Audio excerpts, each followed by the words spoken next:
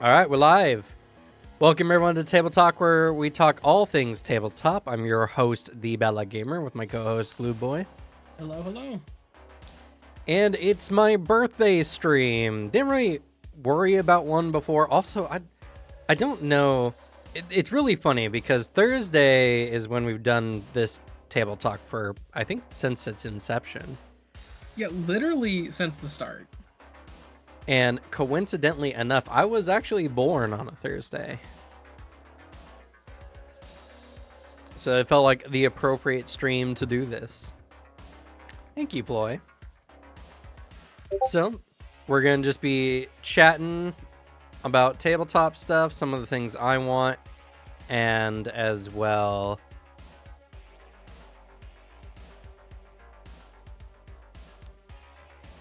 just enjoying the time. Thank you, Solrix. And thank you, Reflexus, earlier. I saw your comment. I appreciate it. Plus, talking about some tabletop stuff. Honestly, there's a lot of stuff to be hyped about on the horizon. But what have you been up to, Alex? Honestly, not a whole lot. I've been kind of chilling a little bit, kind of slowly making some headway at some major projects because the Trench Crusade Kickstarter's coming out at the end of October. So I need to jump right back into Trench Crusade. So I've been jumping back in because researching Trench Crusade's a little tough because I have to dig through their Discord if I want to get the deep lore. I did actually send an email to their stuff being like, long shot. You said reach out because you emailed me for some reason. I guess, like, I don't know who, is this because I'm part of the mailing list or whatever, but hello, I'm a content creator. Could I maybe get some lore info? Did not get a reply. Whatever. But I'm going to work on that. It'll just take a little longer. But in the meantime, I've just been playing Cyberpunk again. And man, oh man, that game is actually good. so good. They fixed the bugs. They made builds fun, and it's such a good time. Honestly, 7-word comment, YouTube algorithm knows this is for the views. The game I'm hyped for at the moment is ReFantazio Metaphor, the new Atlas game. I played the demo, which it's a beefy demo. It's a 4-hour demo. I am curious because I saw some tweets about this. So I want to know your thoughts having played the demo. Because I have not. But I am a big SMT and Persona fanboy. How is the story? I saw some people talk about this is one of the weakest stories that they've written. I don't know how you could judge that in the first 4 hours of a Atlas game. Just like, I've played a chunk of them, and like I've at least been hooked by the first 4 hours of a good few of them. And like, is the writing on par with like the stuff you've played, or is it like a little? Is it good? Is it kind of cringe? What were your impressions? I don't know, because personally, like Persona 5, for instance, right? I don't think that's a particularly in-depth or interesting story inherently. I also feel that way. I like Persona 5, but I don't think the story is that great. And like, it's the same thing with Shin Megami Tensei. What was it? 4, 5, 6? The one you're playing is 5. 5. I beat it. That one's story is honestly pretty weak and very weak compared to some of the other games I've played. You played the original story, right? Yeah. I know the Vengeance storyline is apparently a lot better. I don't know. I've watched a video on it, and apparently it wasn't anything that much grander. So like, I don't view many of these games being like the paragon of storytelling that I don't know, some people are thinking they are. This one's interesting. It's a lot of world building, and it's kind of got some of the Atlas silliness. Like, nah, spoiler, really. But the main monsters, like the monstrous monsters, are called humans. Okay. Yeah. And like there's a lot of themes of like racial prejudice in the story, because the whole world is made up of like a bunch of different tribes. I think it's like 8 tribes or something. And like racism is kind of like a big part of the story. And the characters are like, we just want a world without discrimination, you know? So. Oh, okay. I immediately can lock in because, like, this is going to be an Atlas story. They're trying to make a point, but it's in the same way of, like, it's going to be doing it in the most obvious method because, like, I think a lot of their plots are very serviceable, but they do it in a lot of ways where they're like symbolism, but it's like in your face, showing you like the symbol, and it's like, okay, I know what you're saying. Like, I get it. They really like show their cards and then keep like showing you the same card as if like acting like, oh, this is such a clever little metaphor, and you're like, no, like I see what you're saying. Like, I get it. I really like I think the really well written stories that they've done is Persona 3 and SMT 3. Like, those stories are genuinely like super well written. Like, I think this game's gonna be cool. Like, the gameplay looks sick. I heard the story was gonna be a little like ham-fisted, but I'll still probably like it. Yeah, I mean, I don't think it's necessarily like that terrible, and the world building is really interesting. Oh yeah. And there's not a lot of like what's that narrative thing where they have to tell you everything? It's tell, don't show. Well, yeah, but like they don't exposit. Oh yeah. They don't give you like tons of exposition. That, I applaud that restraint. Because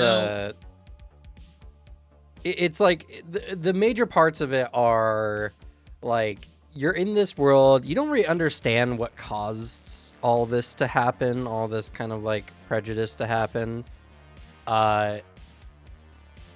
Really early, like there's the death of this king, and they talk about him, and they're like, but without a king, how will we prevent him from invaders? Because like the king is so powerful, he can hold entire armies back. And you're like, the fuck? What does that mean? Like, that sounds very anime, but it's something that it's like, it's hard to understand, you know what I mean? And it seems like it's just something that they're mentioning. And then there's a point I won't spoil, but you do get to see an example of the king's power a little bit later in the prologue. And then you're like, oh, this is what he's capable of? Okay, I understand how this man could prevent entire armies from attacking his kingdom. Mm-hmm. And got press turn, based. Yeah, they do the press turns, which is really good, and the combat's really good. It's got like a standard TTRPG class system kind of thing. It's where your characters level up in like their archetypes, and then when you swap to other archetypes, you can inherit skills from archetypes that you already have learned stats from. Ooh. Okay, so it really does sound like this game is going to be how I kind of felt about Persona 5, where I'm like, the gameplay is going to hard carry my, like, kind of interest in the plot, where I'm like, okay, this is serviceable, but, like, I care a lot more about the game than I do about, like, the story. Which is fair. I think some of the Atlas stuff is kind of like that, which, yeah, it's... Sometimes, like, the gameplay carries the story, which depends if that's your thing. Well, I think the characters are really good, too. Which I think Atlas is very good with characters. Yeah. It's just sometimes they're not the greatest at, like, the narrative part that links everything together. Mainly because, like I said, it's, they're Atlas. I like it. Atlas is my favorite JRPG studio. out there. I think they make some of the best JRPGs. The main thing is that they are not the best at subtlety, like at all. And when they want to make a game that is like, we're touching on all of these like themes, which all their games really hit like some core concept. They're not the greatest at like hiding it in like metaphors and overall like concepts. They really just keep beating you over the head with it. Like Persona 5's big thing was like, rebel against the system. We need to, like, here's the unfairness of society. And they just kept hitting you over the head with the most obvious critiques of stuff. And you're like, you could have like twisted this slightly and done a way better job. Like the characters were fun, like some of them, but it's gonna be good. And you know what? Atlas at least isn't as bad about some stuff, because, you know, I saw it earlier that Atlas, too much blah blah, not enough pew pew. I am a Xenoblade Chronicles fan, so I cannot relate. Because, you know, I like me some Xenoblade Chronicles, but Xenoblade is the biggest issue of, like, finally, I'm 20 hours in, I can play the game now. Yeah.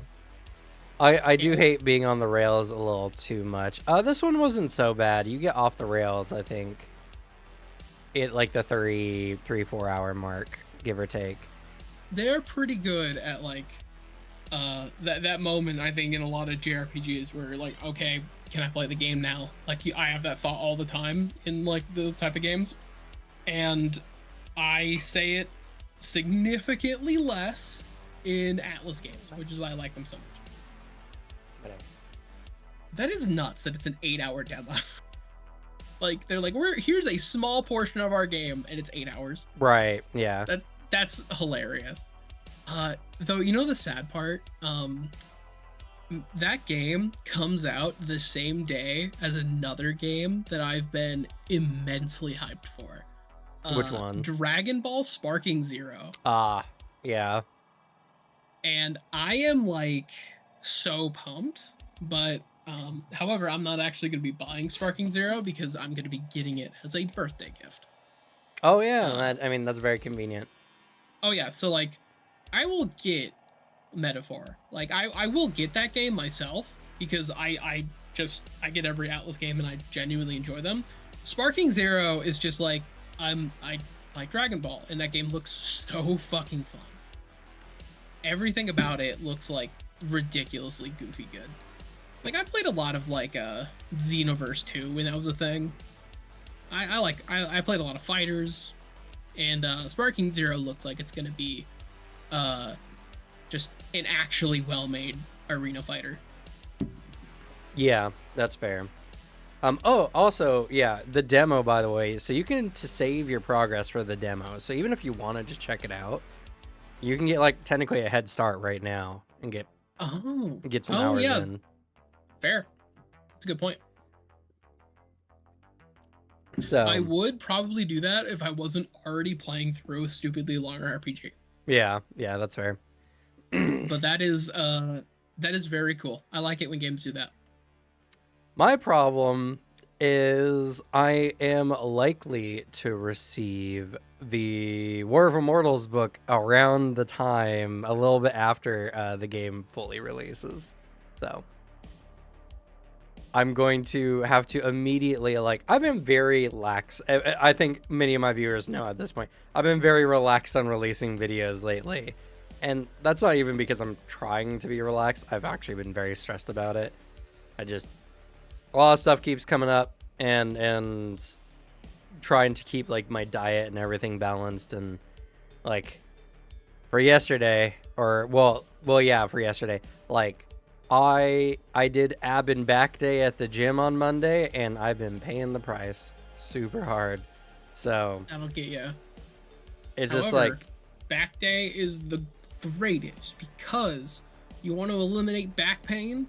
Back day. Yeah. It's so good. I mean, so that's the thing, right? That's what I've learned a lot from the gym is everyone should go to the gym. I feel like it's very necessary because you don't use your body, you don't use your muscles or anything. Your body just falls apart. we're not designed to just sit around all day. Yeah, it's either go to the gym or find methods, which honestly, they're really easy methods, of doing certain movements at home. Because like there's one piece of advice that when I was doing personal training that my personal trainer gave to me. And there's a specific movement you can do. It's back hyperextensions. You just need to put yourself over a surface, like so you're just hanging over it, like your legs on something, and curl yourself like down, and then extend up, like your waist bent down all the way, like so you're at a right angle, and you go up, and you just pull up your body weight. You do that a good amount of times, just until failure, basically. You do that like on a consistent basis, and your back is going to get so much stronger, and you're going to notice your back pain is going to go away within like a good few weeks. It's the single greatest discovery I have made in my life, and it's something I recommend to people. If you're like, my back hurts like all the time, it's like, yeah, you just need, if you work out your back a little bit, like seriously, it's going to improve, it's going to make you happier. Because one of the things, if you're just kind of grumpy often, it's like, yeah, man, it might be because your back hurts often. Yeah, or people have trouble sleeping, and that's because all their ligaments are really weak, and so your ligaments are literally pulling themselves based on just, you know, like your own body weight.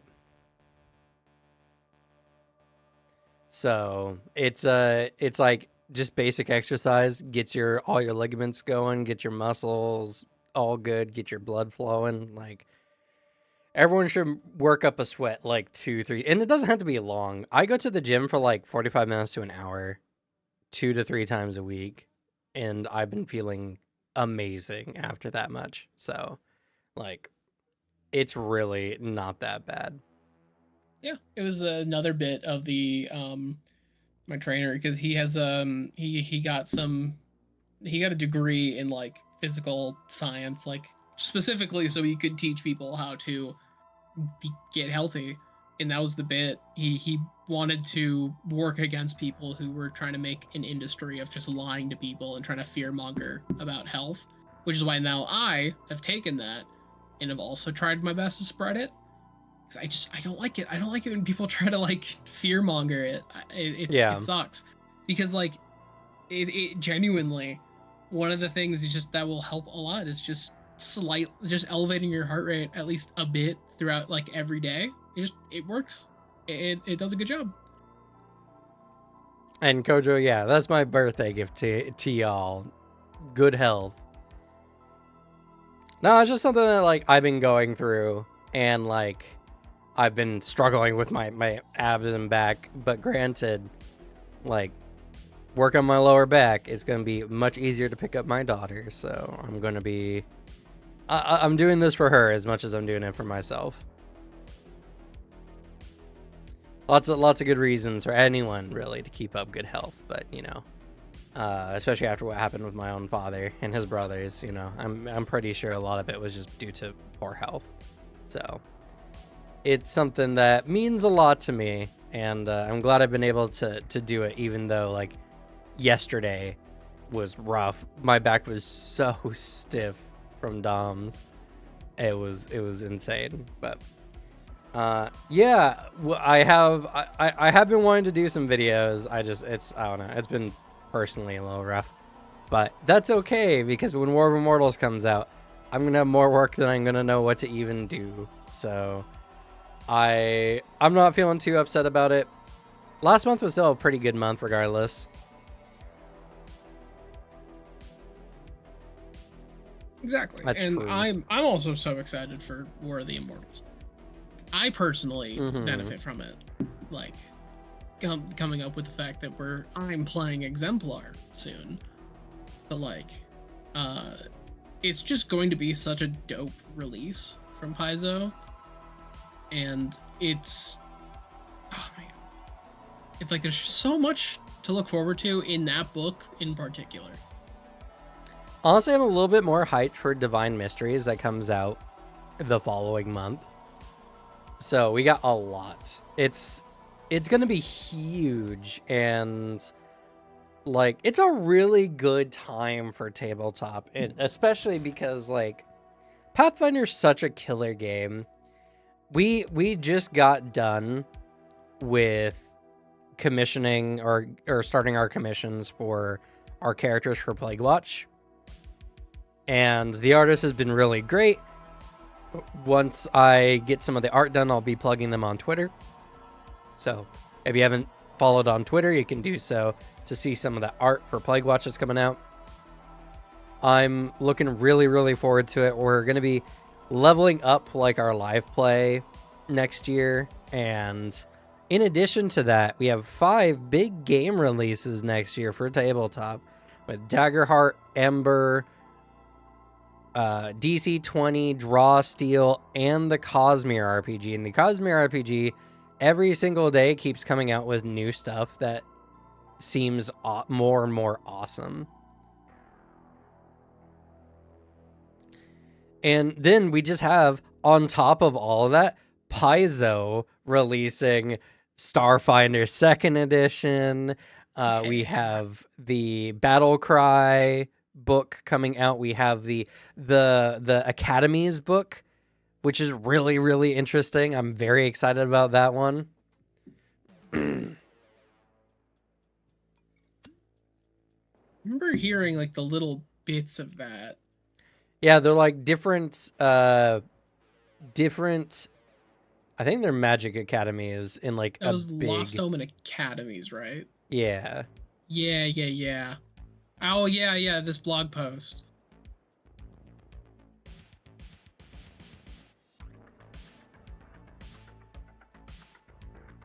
There's 6 Rival Academies, that's what it is. That's what it is.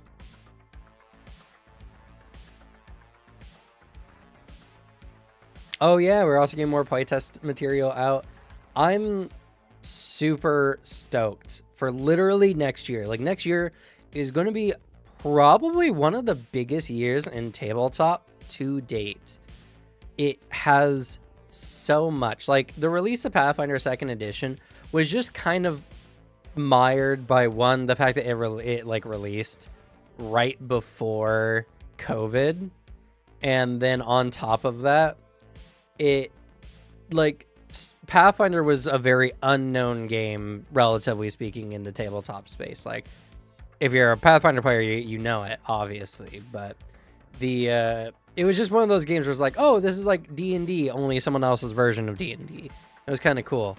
And 2nd Edition came out, revolutionized tabletop, but it was very quiet for a long time. But now we have Starfinder 2nd Edition with the amazing Pathfinder 2e core chassis kind of attached to it. In addition to that, we have a bunch of popular content creators in the D&D space releasing their own games, with Daggerheart, DC 20, and Raw Steel. We have Foundry releasing their own tabletop with like complete Foundry support, obviously, which is very hype. I'm very, very curious to see, because that might lead to like better future games as well. And then we have the Cosmere RPG, which a lot of people are really interested in, and for people who are not necessarily in the tabletop space but might be Brian Sanders fans, then or Brandon Sanderson fans, then they are going to look into it because it's honestly looking really good. I keep popping over in hopes that they're going to reveal some more little tidbits. They just keep showing off some like really dope art, and one thing they actually have shown off recently is using the stupid amount of funds, because I know this is actually something that was brought up with the Kickstarter money. Mm-hmm. They use the money to increase the page count of the core book, which is hype.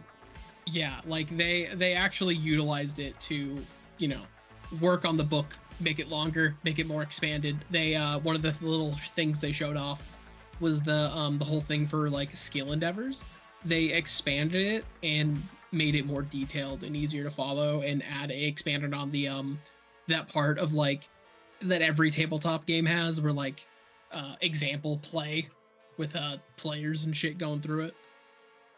Mm-hmm. So yeah, they did in fact pump the money into paying their writers and artists to increase the page count instead of just putting it into like miniatures and stuff.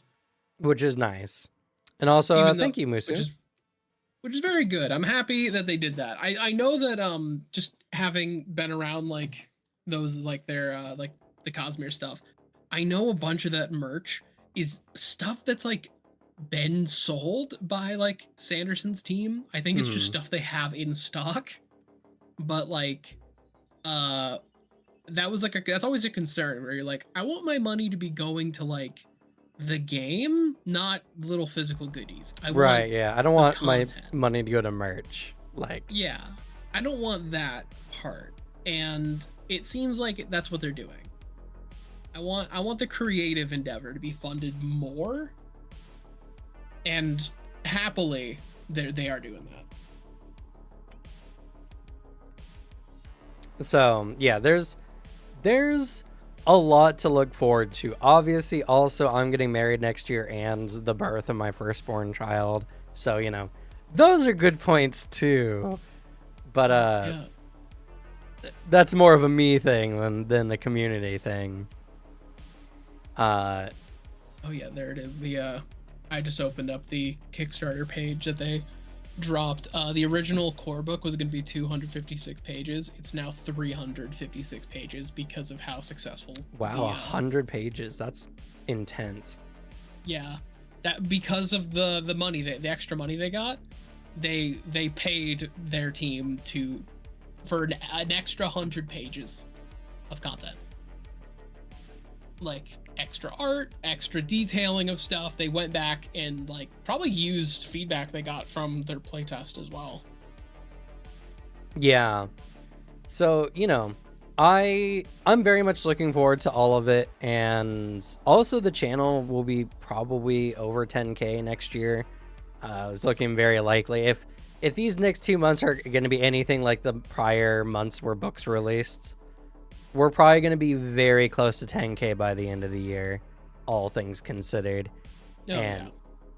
And, you know, once we hit 10K, the channel will have more opportunities. More things will become available, which is really nice. And, yeah.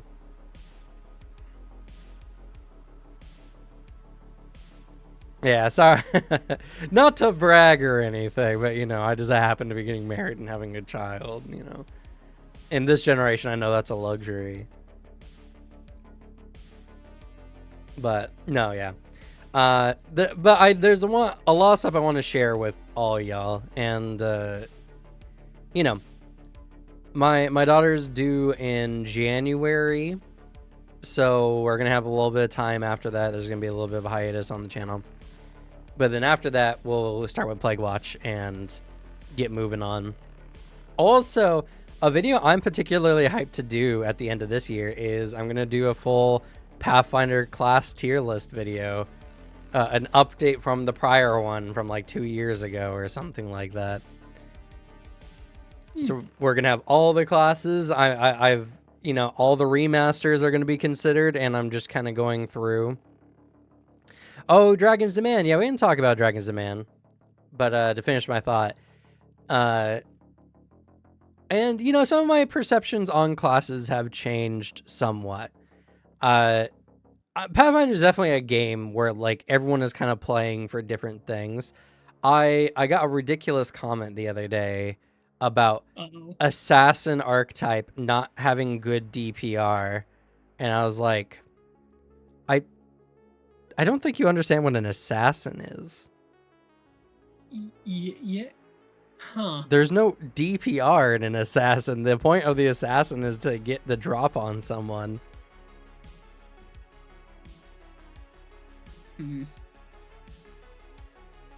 I'm like hit by that. Yeah. Yeah, the whole thing is like you're good about attacking like one person. I'm also real quick pulling up Assassin to make sure that because I know that the dedication was changed lately. A little bit. Also, thank you, Rex. I appreciate you.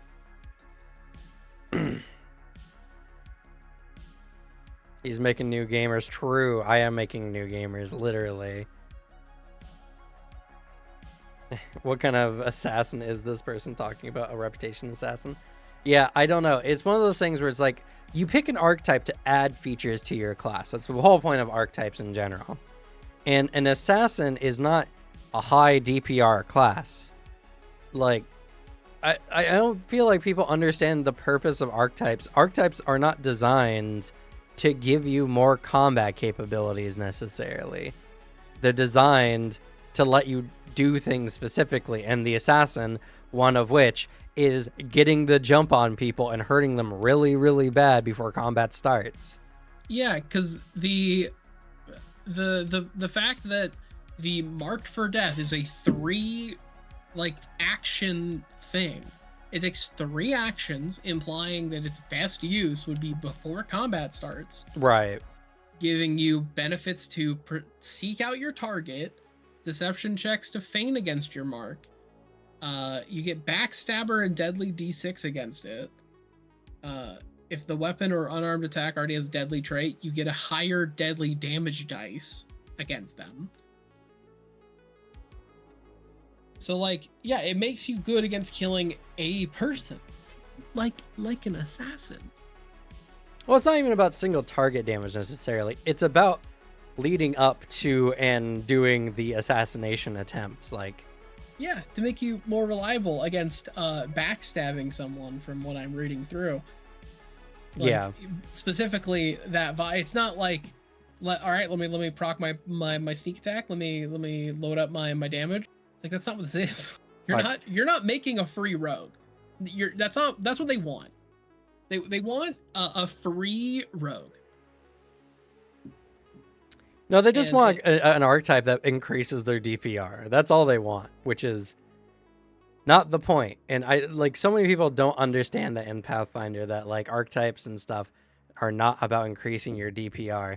Some archetypes are more combat focused, but the majority of archetypes are more or less designed to help you do very specific things, Yeah, they also are really fun methods of fleshing out your character. The way I like to look at archetypes is, especially because we use free archetype, I like the method of giving mechanics to my backstory in ways that maybe I wouldn't take, because I have my build and the thing I'm actually shooting for with what I want my character to do mechanically.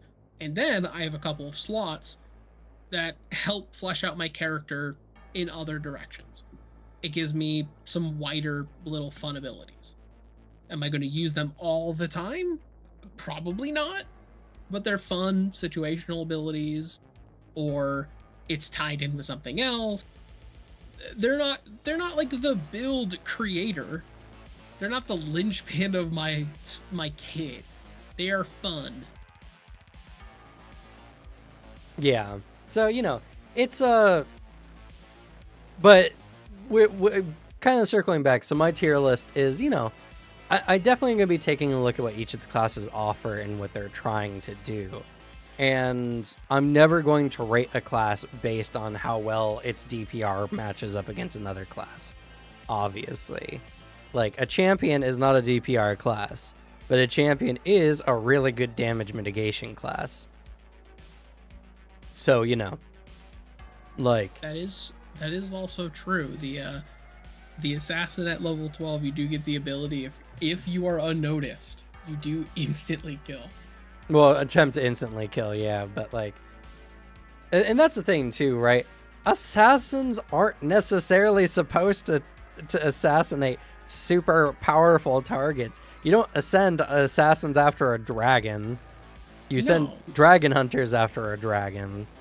Which, honestly, the assassinate ability sounds like what it's actually made for. Because that sounds really, really strong.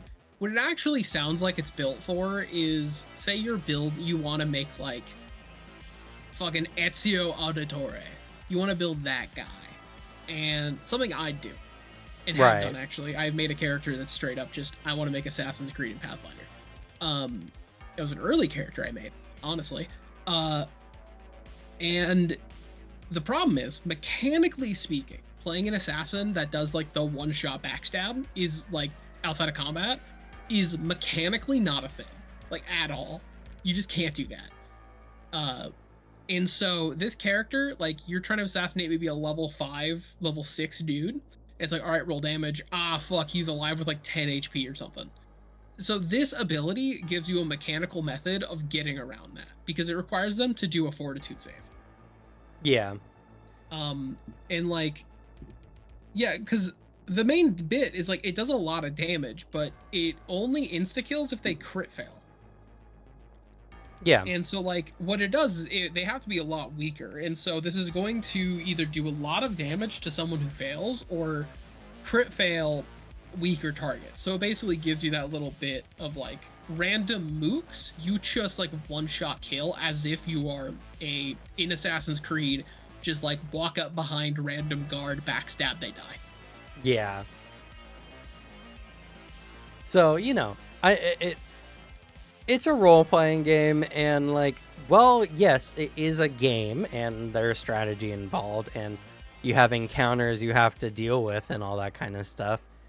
There's so much more that you can do. Like, if your GM's a good GM, you could be like, all right, we're in this town, and we want to assassinate this corrupt king or whatever. It's like, okay, can I get in with like the local insurgents? You know, maybe I go kill like some duke, you know, some noble guy, and then I can use that as like a way to get in with the insurgents or the rebels, you know. Or maybe there's like you can use assassination against weaker enemies in so many ways to help your own group in some scenarios. Yeah, you can utilize this in other ways like that. I can also say that, yeah, you can also debuff saves for that. True.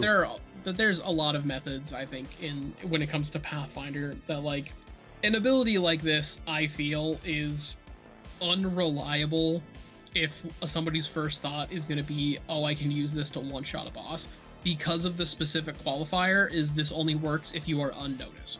Not undetected, unnoticed. Mm-hmm. That is a very specific status effect that is a condition where that kind of implies you are not in combat. Yeah, you can't be, because you can't become unnoticed in combat. Exactly. Like, that's the thing. And so an ability like this, what it sounds like is if you're building a encounter, maybe like same scenario. We have to kill this corrupt king. This king, maybe he's like a legendary like knight kind of deal who took the throne. He's an evil tyrant, and the vibe is like, ooh, okay, let's go kill him. GM like, ooh, okay, yeah, I'm gonna make like a boss fight around him, and the player's like, no, we're gonna go assassinate him. We got a legendary assassin player, and they start really working on this. What do you do in that moment? Do you, as the GM, go, no, nuh-uh, boss fight? Another move you could do is, okay, let's take a step to the side. What if the assassination attempt is the boss fight?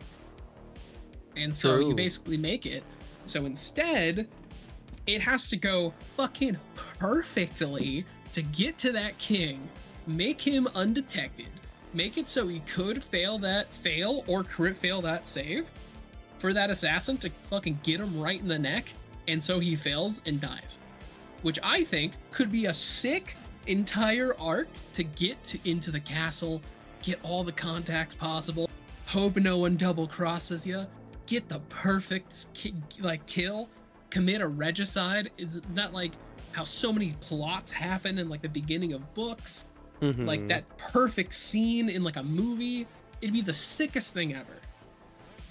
That's at least my policy in games, is like the moment the players start to like latch on and get like genuinely really hyped about a plan is when you gotta kind of think about pivoting. And then the idea of like, oh, I was thinking about doing a boss fight or like mechanically doing this. Like, well, a lot of things can be boss fights if you think about it. It doesn't have to be like a let's have a slugfest. Mechanically, like a cool set of just checks and situations and scenarios can be boss fights. True, yeah, and is that kind of outside the box thinking that I feel like is lost to a lot of people in tabletop. And to be fair, it's kind of like advanced stuff, right? A lot of new people aren't going to think of that kind of things. And it's okay to be like, okay, this archetype is not good for new players or anything like that. And I think that's completely fine. And that's why I like nuance. Nuance is dead to the internet. And so it's like, whenever I rate anything, people are either going to like it because they like me and thus they think it's good, or hate it because they hate me and they think it's bad, or look at it for only the shallow things, or look at it for only the hardcore, deep, like meta chasing things. You know, like there's so many different angles you can look at a particular like tier list or anything, that I'm doing it so that people can get my thoughts. And also, you know, let's be honest here. Most of the classes are like B tier plus. The Pathfinder barely misses with any of their classes. The only class I really think they're honestly missing on right now is Magus. And even that's hotly debated amongst the community, so. Yeah, I just don't like how Magus plays. And that's a personal preference. And like, I also kind of agree, Dead Phoenix, that Assassinate very much requires a GM buy-in. Because like, I think, looking at it in my perspective, I think Assassinate is not broken. I think that I understand the intent of the feat. I think that it is, as intended, works just fine. The thing I don't like is I think a player can look at this and be so fucking annoying with it. I think that a very specific type of person could be the worst. And so if I had that person at my table and I knew who they were, and granted, I don't think anyone, I can't foresee anybody that we know being horrible with it, misusing it. But like, if I could foresee a type of person doing that, I would probably give a good old like, okay, let's not take Assassin. But like, because I believe that the people I play with would be cool and not be shitty with it. Because I think a really annoying and like rude person could play in such a way to try and actively invalidate the game and the story you're trying to do. Because if I was playing Assassin, I would use it in a fun way. But I would really be attentive at not trying to ruin what the GM is trying to set up. Yeah. So I think a lot of tools that you can be given can be used to try to like shit in the GM sandbox. Because, you know, it's an open space. You can really try to do that. So it depends on the type of people. It's the people who believe like, oh, this game is a game. It's giving me tools, so I must use the tool to win. Versus like, this is a game the GM is like setting out. I'm going to enhance the experience for everybody. I think that's our group, so. Yeah, I don't know. Yeah, edgelord playing the assassin. I mean, yes. It's always hard because, like, on one hand, a part of my brain says, this is just the kind of people you shouldn't try to play with. If they're just so focused on what they're capable in a game of doing and not, like, what their story they're telling or anything like that, then this is just someone who just is wanting to play a board game. And they view tabletop as that. But on the other hand, like, in the tabletop hobby space, I think many of us know people who are we're either friends with, or we know people who, by association, who are just utter sweats when it comes to like tabletop gaming. And they are incapable of not being sweaty neckbeards when it comes to playing tabletop. And it's like, they're your friend, right? You want to play with them. You enjoy hanging out with them or whatever. But they're just incapable of chill when it comes to tabletops. I've met people like this. I know some people who are just like, why would I choose to play worse? Why would I opt to choose less damage in this situation? Or like, why would I go through a bunch of effort to try to manufacture damage numbers for this combat when I can just make a strong build? Those kind of people who are just have zero chill. So it's complicated. I don't think there's any correct answer necessarily. It's just whatever works for your table. And if someone is playing super selfishly, like, that's the number one thing in tabletop no one should do, no matter how sweaty they are. Don't be selfish. Don't play in a way where you're trying to just do everything, kill the boss, not share any of the glory with your teammates. But there's a lot of people out there who are just like, their whole thing is like, I want to see how much I can abuse this mechanic. And so it's like, it's just not easy to say, don't play with these kind of people, or don't tell them you can't do this thing, because the thing is, anyone who would do that would do it with something else.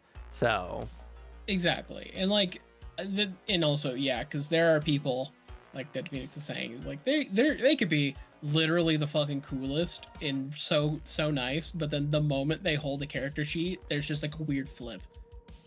And like, it's a strange thing. I think it's the one I noticed, because we see it eventually, and like I've had other friends, and like I've played around like high school and at my own local college that like I've just met, that it just depends what their like past gaming experiences, I think. Because the times I notice it is the difference between like, what did you kind of grow up playing tabletop wise? Like, what were your exposures to it? I think there's people where you notice, you grew up playing like tactical board games. That's what this is. And like, there's just that thing that's hard for you to separate, that this isn't like a tactical board game. And like, what is your goal when you sit down at something like D&D or Pathfinder? Is your goal here that the group wins? Or is your goal here that like each character gets a moment to like tell a story, enhance a moment, like be their character? Because there are players who are like, oh yeah, well the thing is that the table survived. The table won the goal. Therefore, it doesn't matter that I, for example, completely squashed a like cool character moment that might have led to like a character arc or like some moment of introspection for like a narrative, because like I won the goal. I beat the boss. So like, it doesn't matter. Like that's like the difference of perspective a lot of things can lead to. Also, thank you, Justin, Chase, and Nothing, for the happy birthdays. I appreciate y'all. Hell yeah. It literally is like Dr. Jekyll, Mr. Hyde. Sometimes you hand somebody a character sheet and they just fucking change. Yeah, like, I know some people who are so incapable of any kind of like not mid-maxing. It's insane. But yeah, Kojo, you actually hit it like right on the head.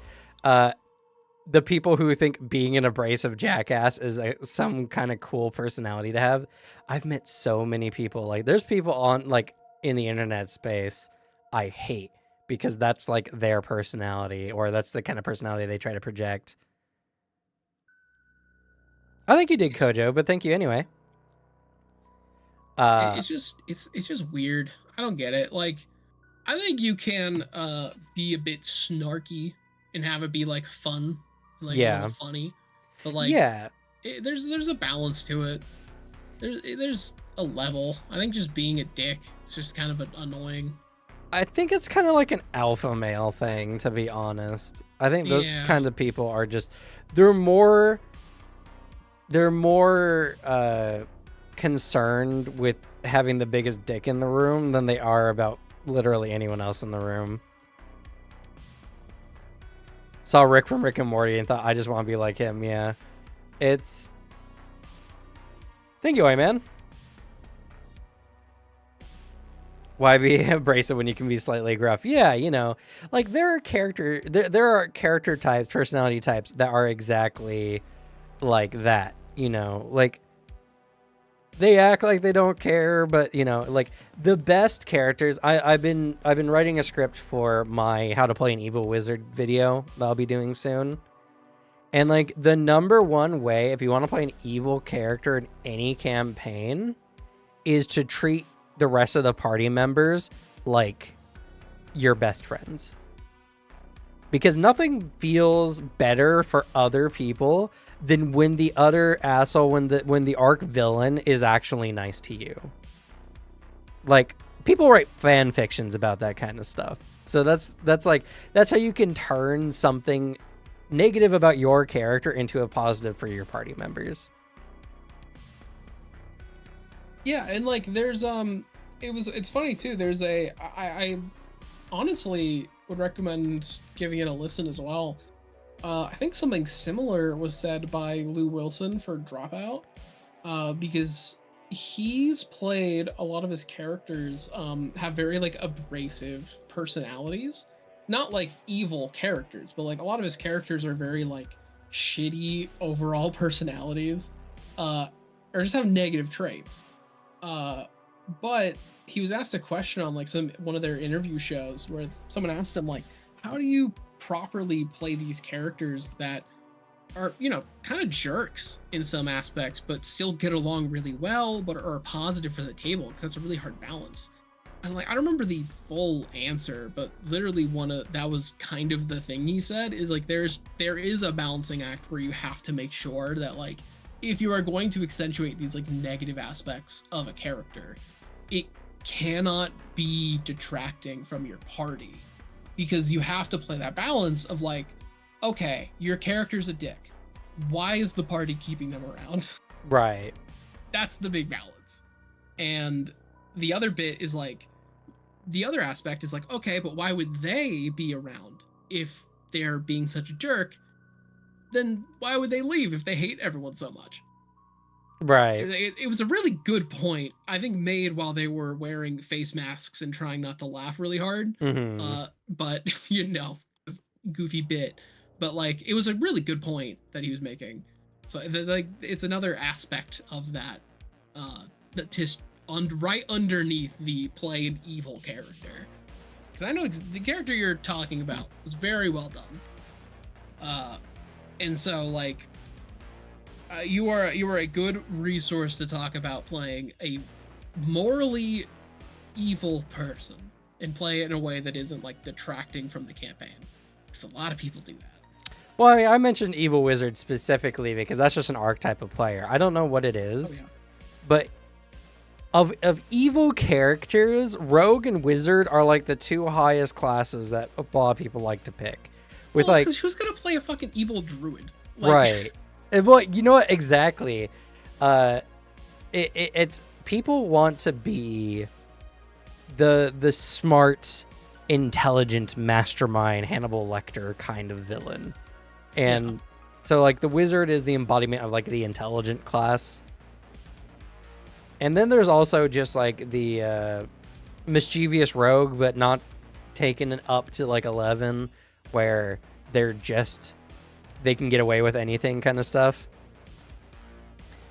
It's really the aspect that annoys me. It's like, or I'll get into that in a second, but yeah, literally, it's the point I always make of, it's something Cam and I talk about often.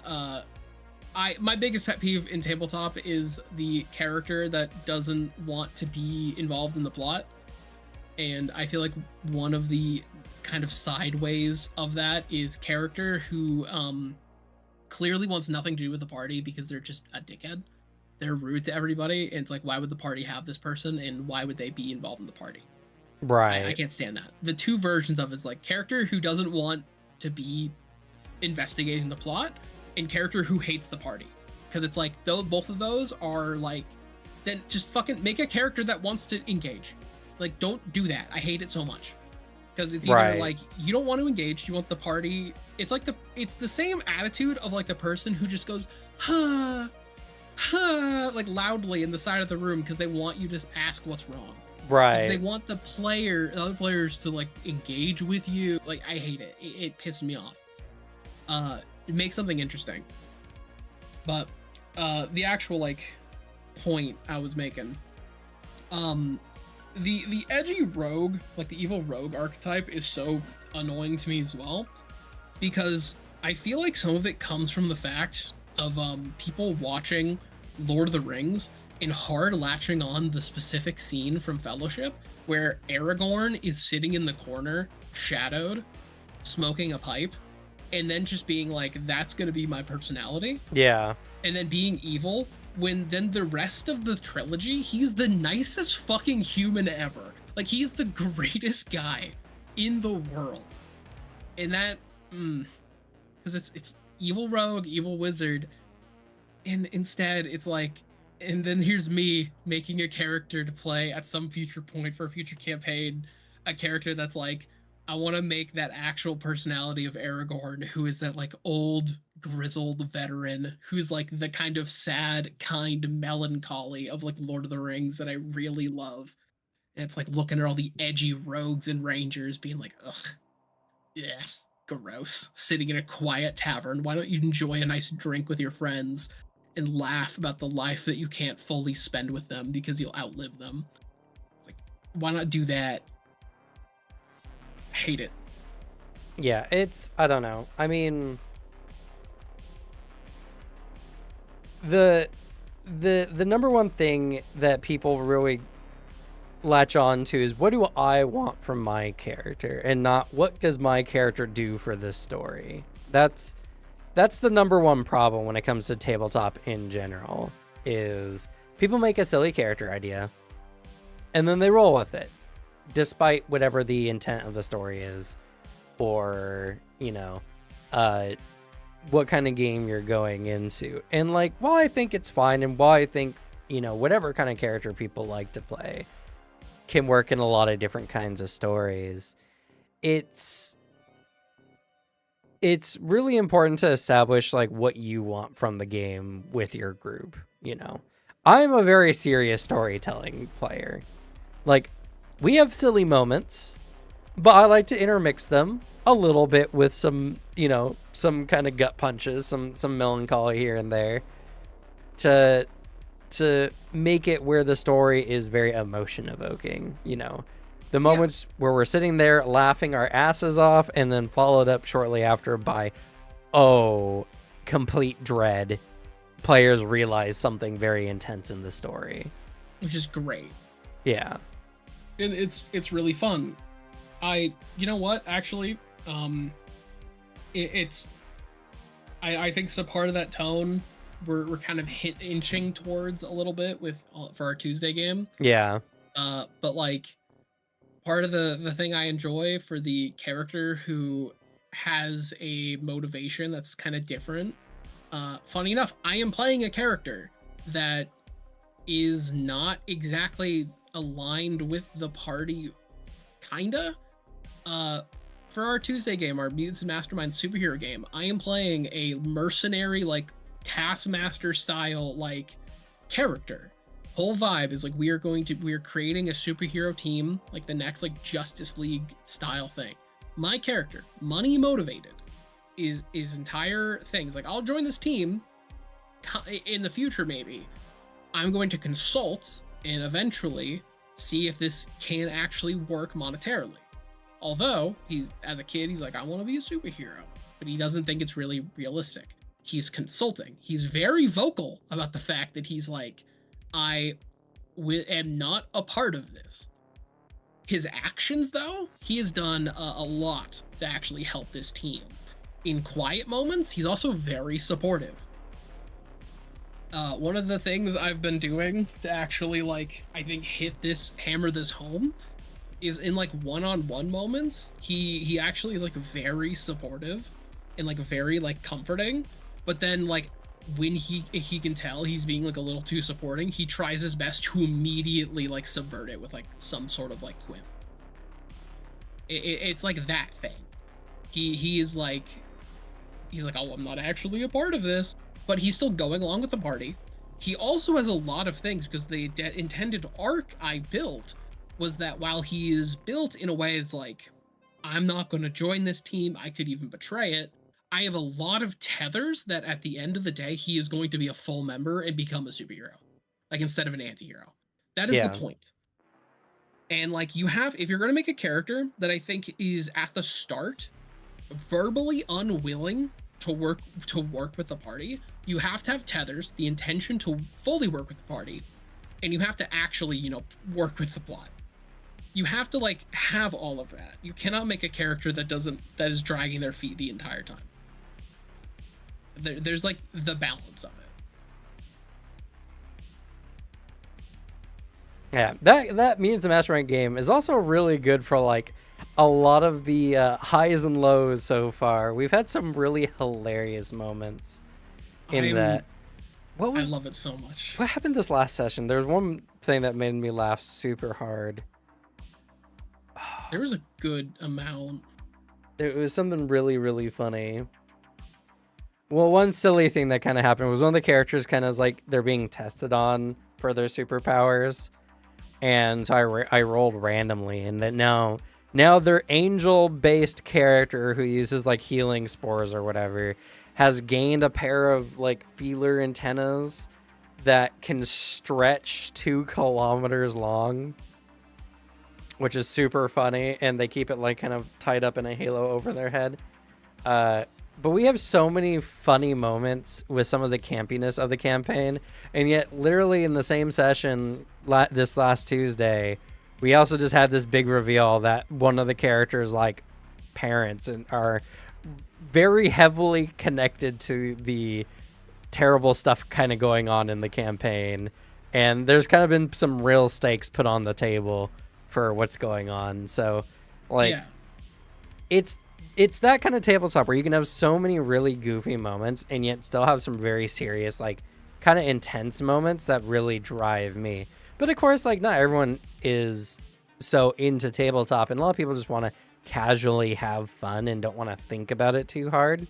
So, you know, another bit that stuck with me and killed me the most with the session was the bit you made a joke about that I then fully turned canon of the bird drones. Oh, the bird drones, that's right.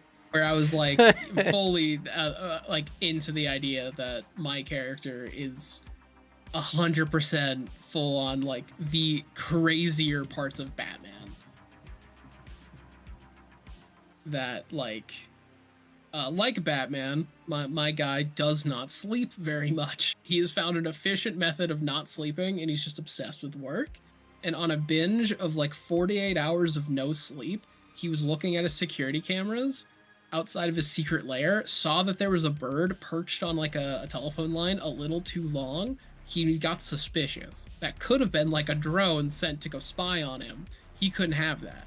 He needs to go investigate it. Did he go outside like a normal person? No.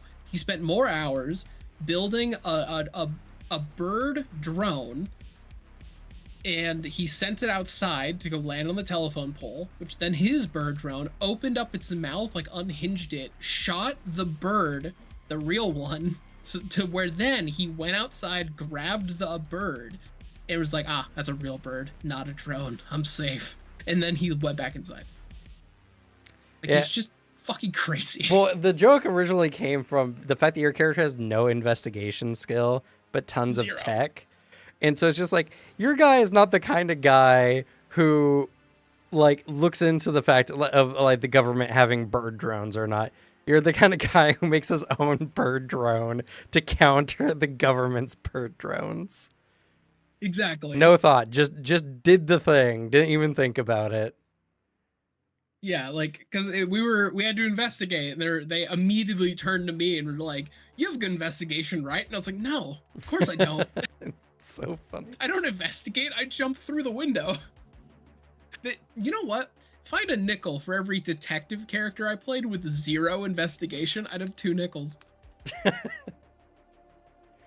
It's but see, and that's the thing, like that's the part that annoys me the most, is that's what I feel like tabletop is, right?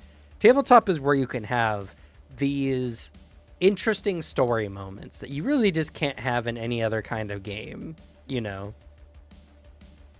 You don't need to investigate when you already know the answer.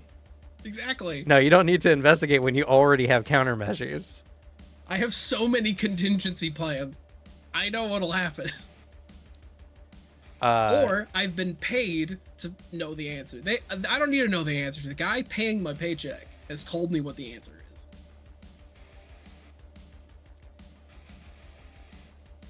is. And again, like that's what drives me up the wall when it comes to tabletop, because like all these people who are talking about power gaming, all these people who like when you say it's a narrative game, and they're like, yeah, it's a game, extra emphasis on the game. It's just like, yes, we understand there's game elements here. You're not paying attention to the first part. It's the whole point is it's a narrative game, both together. I love rules as much as I love silly tabletop playing. That's what it is. And the people who completely ignore things like some archetypes or whatever, just because it's not optimal, drive me up the wall.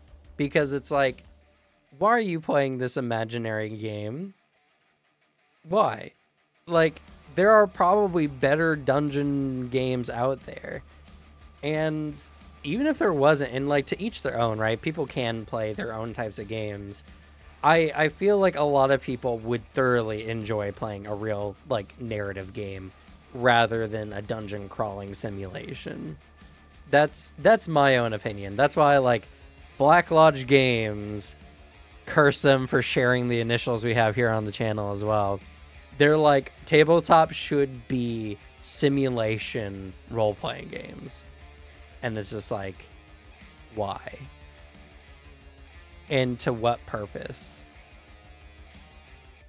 You miss the point completely when you have to like calculate what direction the wind is blowing in your game, you know? Like, there's so many game elements that just don't belong in a good TTRPG because they just don't matter in the end. And there's something that, like, if you have to calculate every time, you just slow the story down and make it not fun. And simultaneously, like, for the rules light games, like, there's so many of those games where it's just like, I really want to like this game, but there's just no meat to bite into when it comes to this system. I really want to do something interesting in the system, but the game keeps telling me, oh, just make it up. Just tell the GM that's what you're doing. Like, just do the thing. Don't worry about any mechanics or rules to support that. And it's just like, that feels so hollow. If I want to write a book, I'll write a book, you know? I want to play a game. It's like an interesting balancing act because, like, the part that's fun about tabletop games is something like the way I'm thinking about it. Right now, in the past good few days, I've been playing Cyberpunk 2077 again, which is a game that, as of the 2.0 update, is a game with pure gameplay that I can say is significantly more fun. Mechanically speaking, is fantastic. It was already fun before, but whatever. The narrative was always amazing, and now the mechanics, I think, are exactly on par with its narrative. And so I have these two great things in both hands. And so then I can take it to a format like tabletop games, tabletop like role-playing game, where now I can play a game where I have complete narrative freedom to tell what I want. Because in Cyberpunk, I have a lot of freedom, like a whole lot of freedom. There's so many choices you make in Cyberpunk, like so many that even like you wouldn't think of. There are choices you can make in Cyberpunk that the game explicitly doesn't tell you that you can make, which is insane. Right. Choices that like it hides from you. They're hidden like dialogue checks based on like what little options you've made. It's goofy. but there are still types of V that I could never roleplay. If I was playing Cyberpunk Red, there is a type of Cyberpunk that I could play, and there are characters I could do that I just couldn't do in the video game. That's the difference. I could play a game that is mechanically as satisfying as Cyberpunk like 2077, just in-game feel, but narratively more satisfying because I'm playing a character that I feel more attached to. And I think V is a really fun protagonist, but I'm more attached to something that I crafted myself. Like that I feel is the difference. Like Pathfinder is a game I love mechanically, and every time I sit down to play a character in it, it's a character that I've handcrafted to be what I wanted exactly to be, both in personality and in its build. So like that I feel is it. And like in Rules Light, they can be fun, but they're more fun narratively because we're telling a really fun story as friends, we're all hanging out, but like the mechanics aren't fully there. It's just we have the full freedom to just do what we want, do these goofy little bits that we could never do in a video game.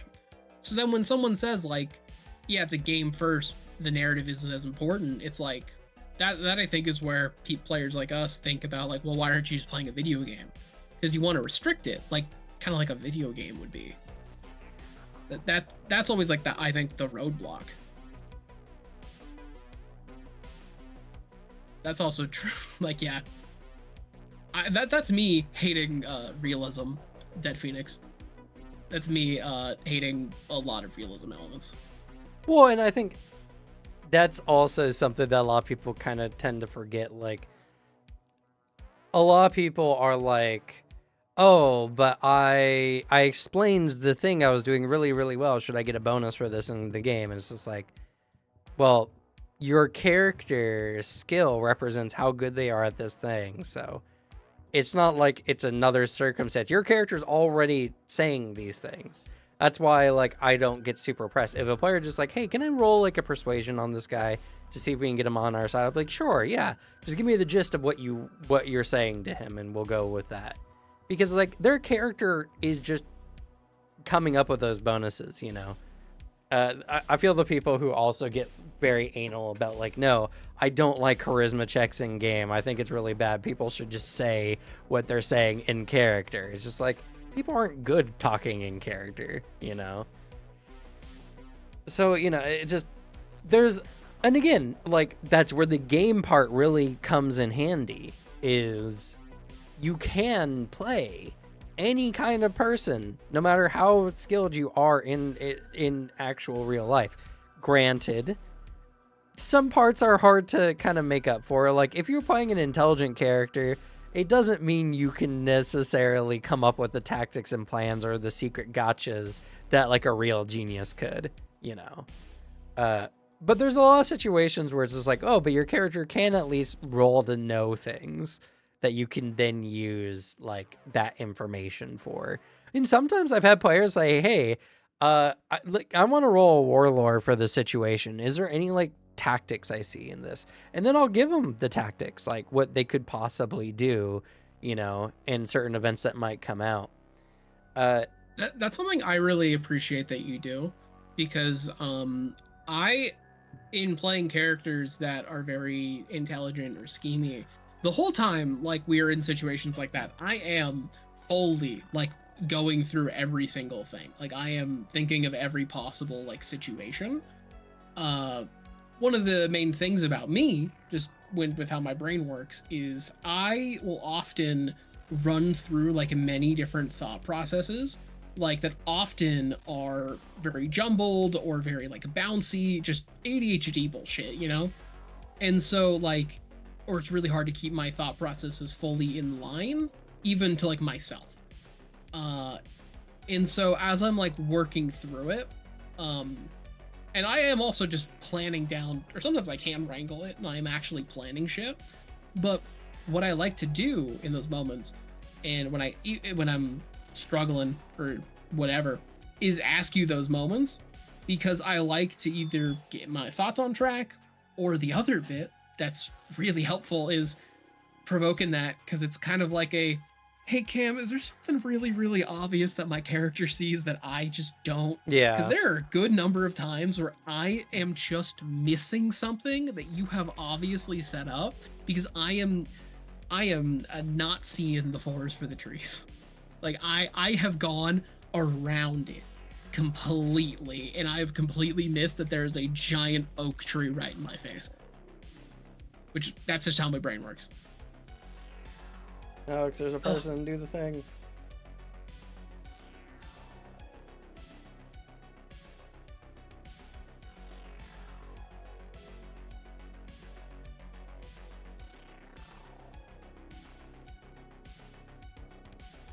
You know, so it's one of those things where like, that's where the game part comes in. You know, and that's what's unique. That's what I love about tabletop.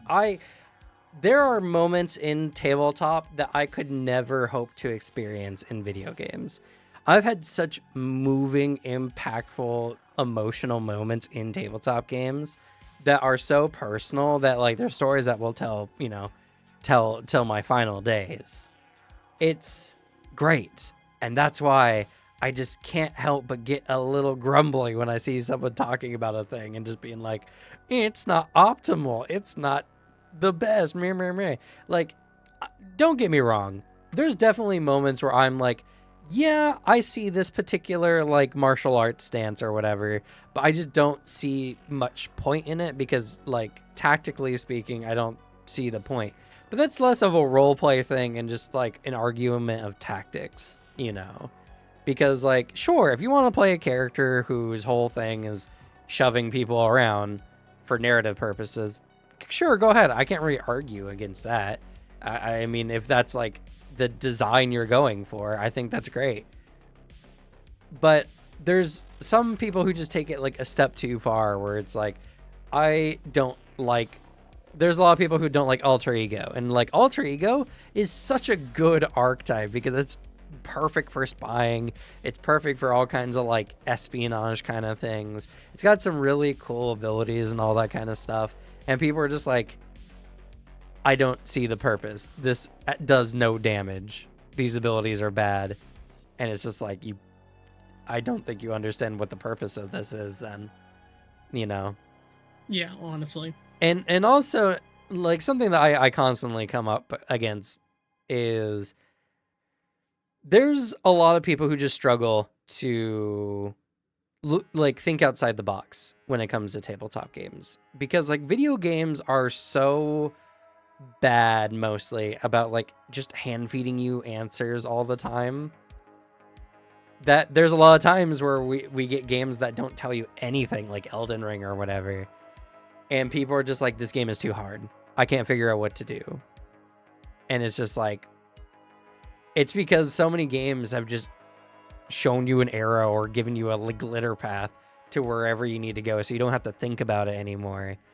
And narrative games especially can be so interesting if a player is thinking outside the box and just doing all kinds of different things. Like, I had a good character moment where we were playing Mutants, or not Mutants Masterminds, we were playing Monster of the Week, and we pretty much finished up the campaign, but at the end of the campaign, I threw in a little extra narrative twist with the GM's permission, where like my character essentially became like potentially a future big bad in a sense. There was like this reveal at the end that made a lot of sense narratively, but there was no game rule that, you know, directed me in that direction. It was something that came up just by the circumstances that happened, some interesting role play, and based on the kind of character I was playing. And that leaving that campaign off with that like final moment was huge. And that was something that was not mechanically enforced. That was something that was not like a thing you could just create in a game. That was something that could only happen in a tabletop game because of the things we went through and the kind of events that our characters went through. And like I said about the assassin thing earlier, there's so many players out there who would take assassin and then not think about using their assassination powers to gain benefit with like local groups, you know? or to use that in more of a political fashion than it is in like an actual combat fashion. And it's really hard to like give that to people. You can't really like command people to think outside the box or think more intelligently or think more narratively. But I feel like if we create a culture in the tabletop community about narrative gameplay, about doing things that are not necessarily conventional, players will start thinking about those kind of things more, because they'll be like, oh, I saw that person do that on that live play, or oh, that person talked about it on on a video about tabletop. There's all kinds of really great things that people could do if they just get shown that's a thing they're capable of. And one of the things I really like to do for my players is kind of just give them an ulterior like way of looking at things, you know. Like I have a player who was who's a witch and kind of wanted to do like a tree of Yggdrasil kind of thing, which is kind of cool. I like the idea.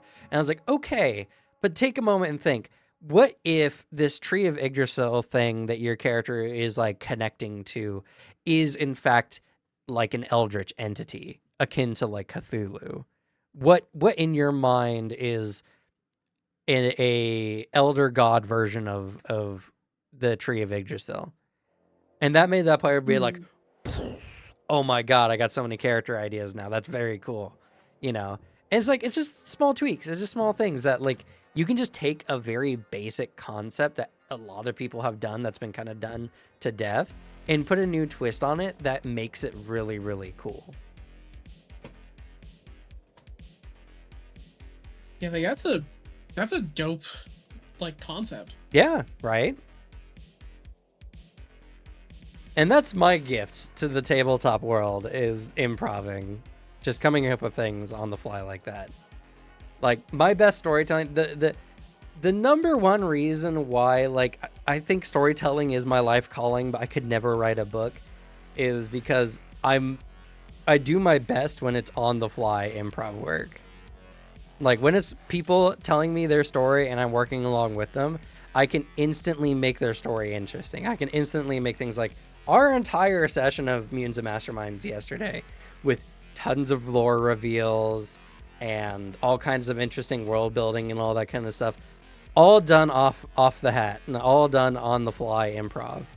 And that's great. That's what I'm best at. But if you told me to plan any of that ahead of time, I wouldn't have done nearly as well or nearly as interesting, honestly.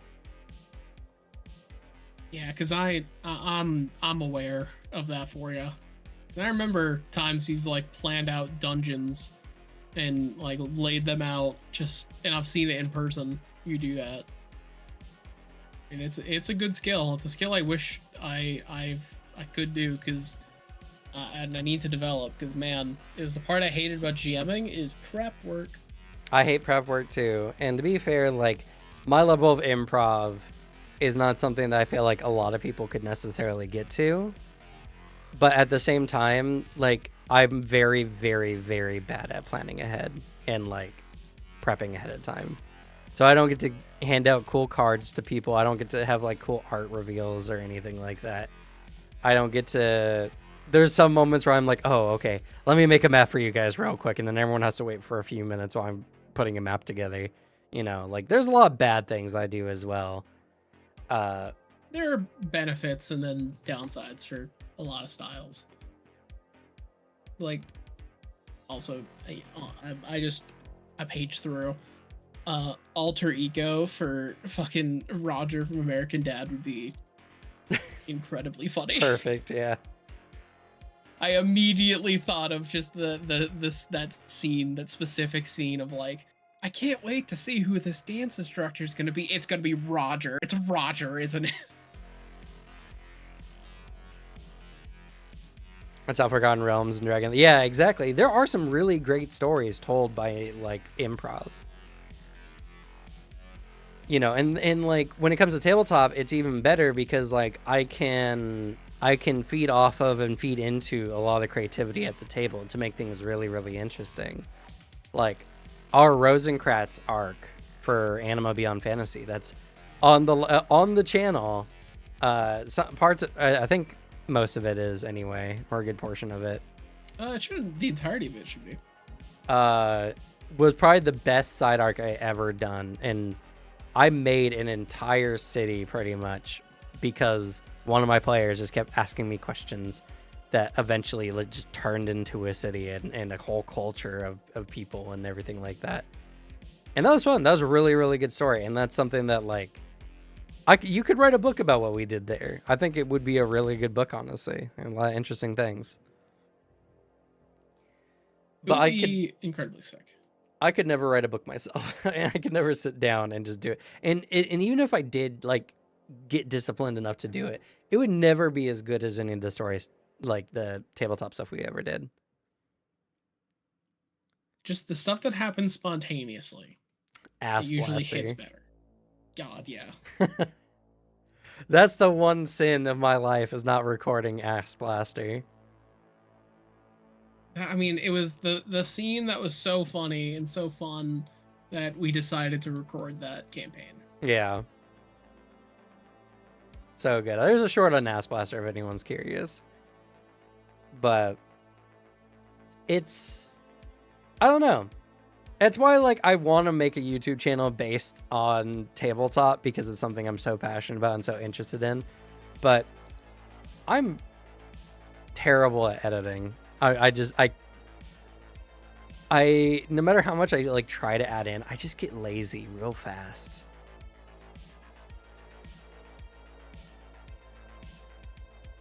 Yeah, I mean, exactly. And like, that's the thing, is like tabletop offers so many opportunities for interesting choreography because the rolls are random. You don't know their results. And you can always turn negative things like a miss into an interesting moment. So like, if there's any message I have for the day, it's that tabletop is not about rolling big numbers, doing big damage, and it's not about just telling a story. It's about using the medium to tell interesting stories. Playing a game that's whole purpose is telling an interesting story. And there can be all kinds of really cool things that come from that. And like archetypes, classes, all those things are more just inspiration. You know, I had a very interesting thought recently that like because of the culture we kind of developed around RPGs and stuff like that, a lot of people just kind of separate the idea of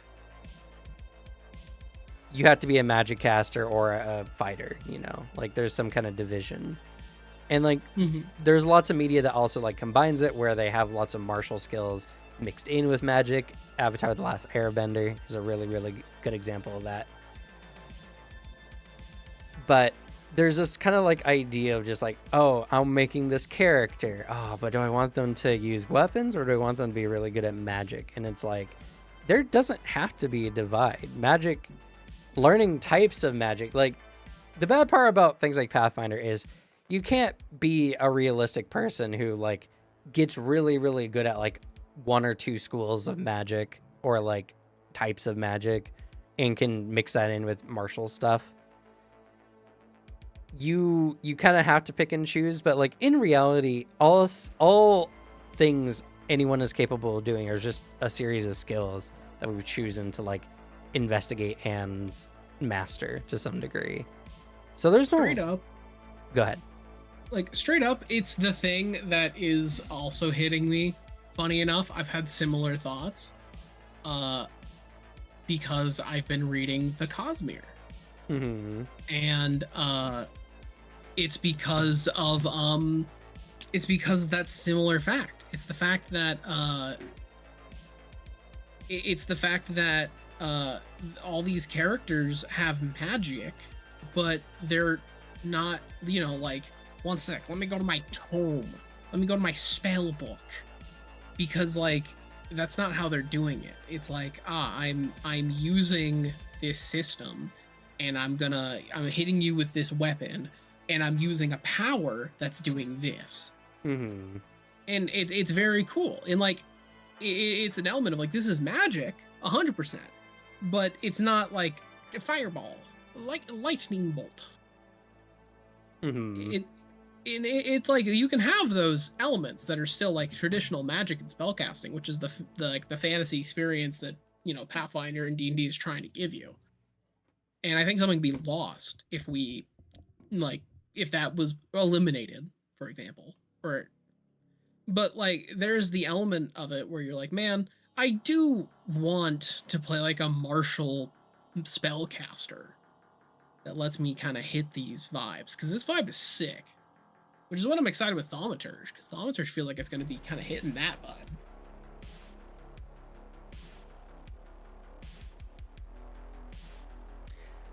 I don't know. I just like, for me, magic in a lot of these games are very like stale, right?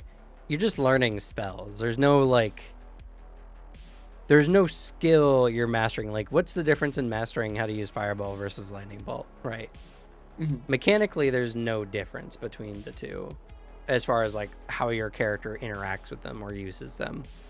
And like in the Cosmere, like you said, many of the characters, they have like a power, but they have to use it in different ways, which would create essentially a type of spell, you know, but that's through mastery of a power.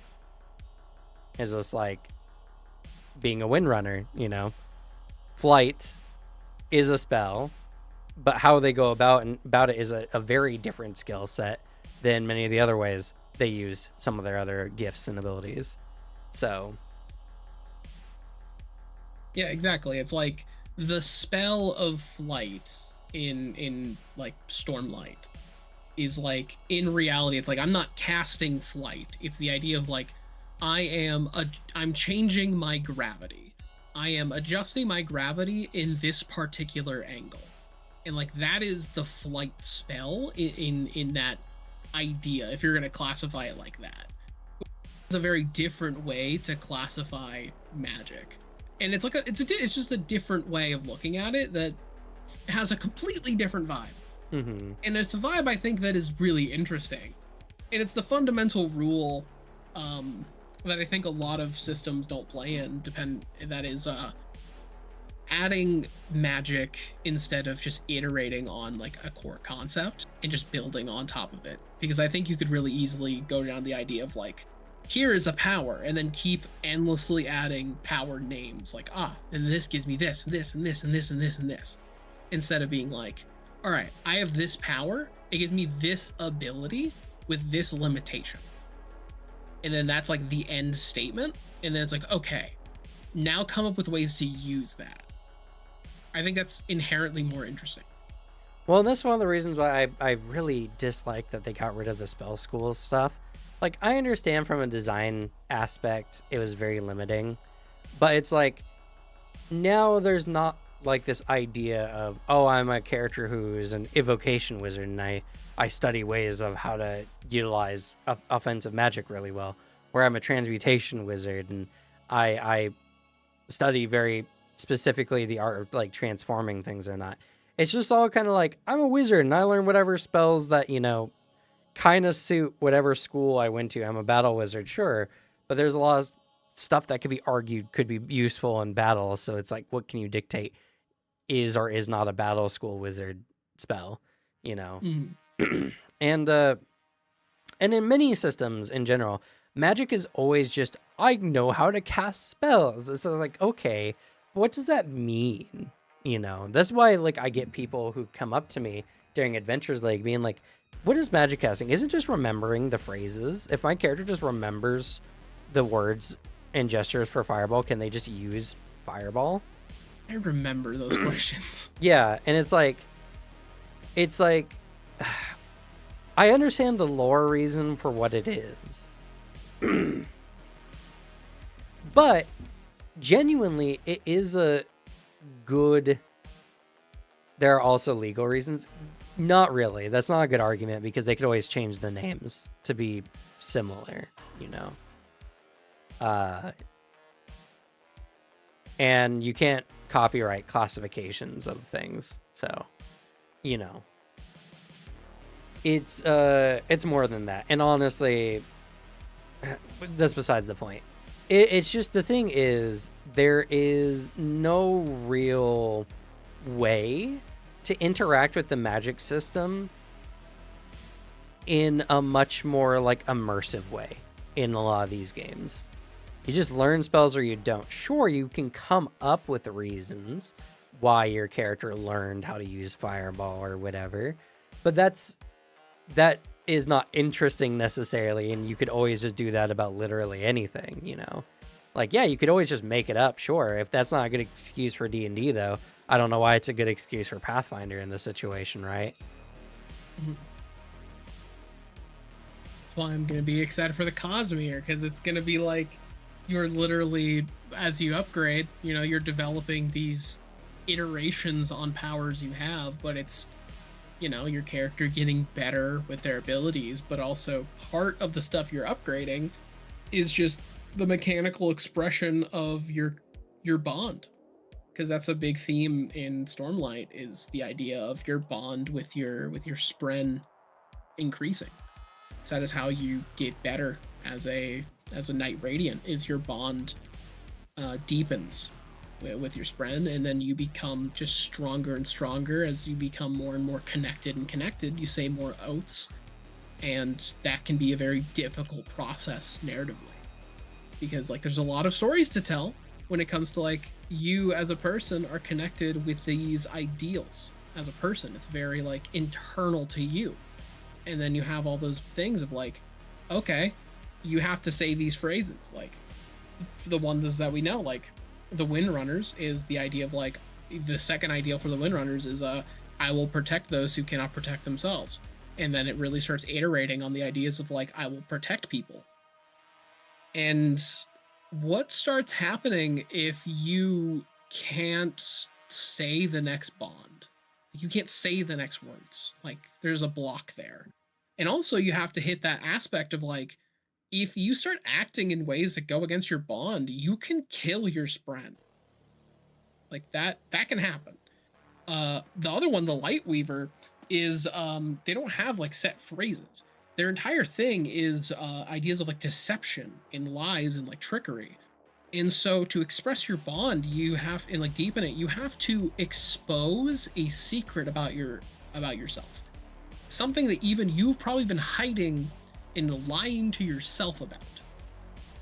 And so like those things expose all these like narrative elements, and then they're going to be expressed mechanically. And I think that's just a deeper way of like leveling up and gaining abilities that I think is kind of what you're talking about. A little bit, yeah. For me, I would like to see magic kind of turned into more of a tool. You know what I mean? Like, you don't need to be a magic caster to use magic.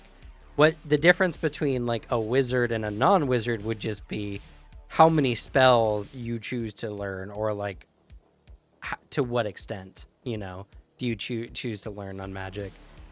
For a game I've been developing for a while now, like very much it's going to be a thing where your character isn't necessarily a class. You learn from various kind of classes or archetypes, essentially, different skills, and then you just merge those together for your character, you know? Like, everyone starts off as a mercenary, but then it's like you can go into military training and you can learn how to use different kind of military tactics or weapons, or you can go into learning magic and you can learn specific types of magic. Like the hot and cold magic is thermomancy, where you learn how to superheat or super cool, you know, like the environment essentially, and use this to like create spells. And even the spells are more of a build a spell kind of system, where you set like you have a special manifestation, which is whatever you're creating. Are you creating like a ball of super cool gas, or are you creating like a ball of fire or something? And then you put parameters on it, like what's it do? Do you shoot it? Do you physically throw it, or whatever? And then there's variables like when the fireball hits someone, does it explode, you know, or all that kind of stuff. And in this way, magic becomes more of a thing that is like a tool where someone could be really, really good with lightning magic, but would be but they themselves would consider themselves more just like a soldier, you know? Like, it's like you could be a soldier and a mechanic at the same time, right? So why not a soldier and a lightning mage at the same time? You know, people have a wide variety of skills. I'm really good at tabletop, but I also have like extensive experience in martial arts, you know? Those are two very, very different skills, and are not tied to or assisted by each other like at all. But, you know, I have proficiency in both, and that's the kind of game I want to see more. In like in Pathfinder, it's very hard to do that kind of stuff because it's something where it's like your main class is whatever it is, and if you pick up like magic or whatever on the side, you can always be like kind of good at those things, but not nearly as good as someone who specializes. And yeah, Duffing's like, I'm aware in lore, actually in D&D as well, magic is always a thing that you could learn. The problem is like in lore, especially in D&D, like magic is very complicated and it takes a long time for you to even learn how to use basic magic, but no one pays attention to that rule, obviously, or that piece of lore.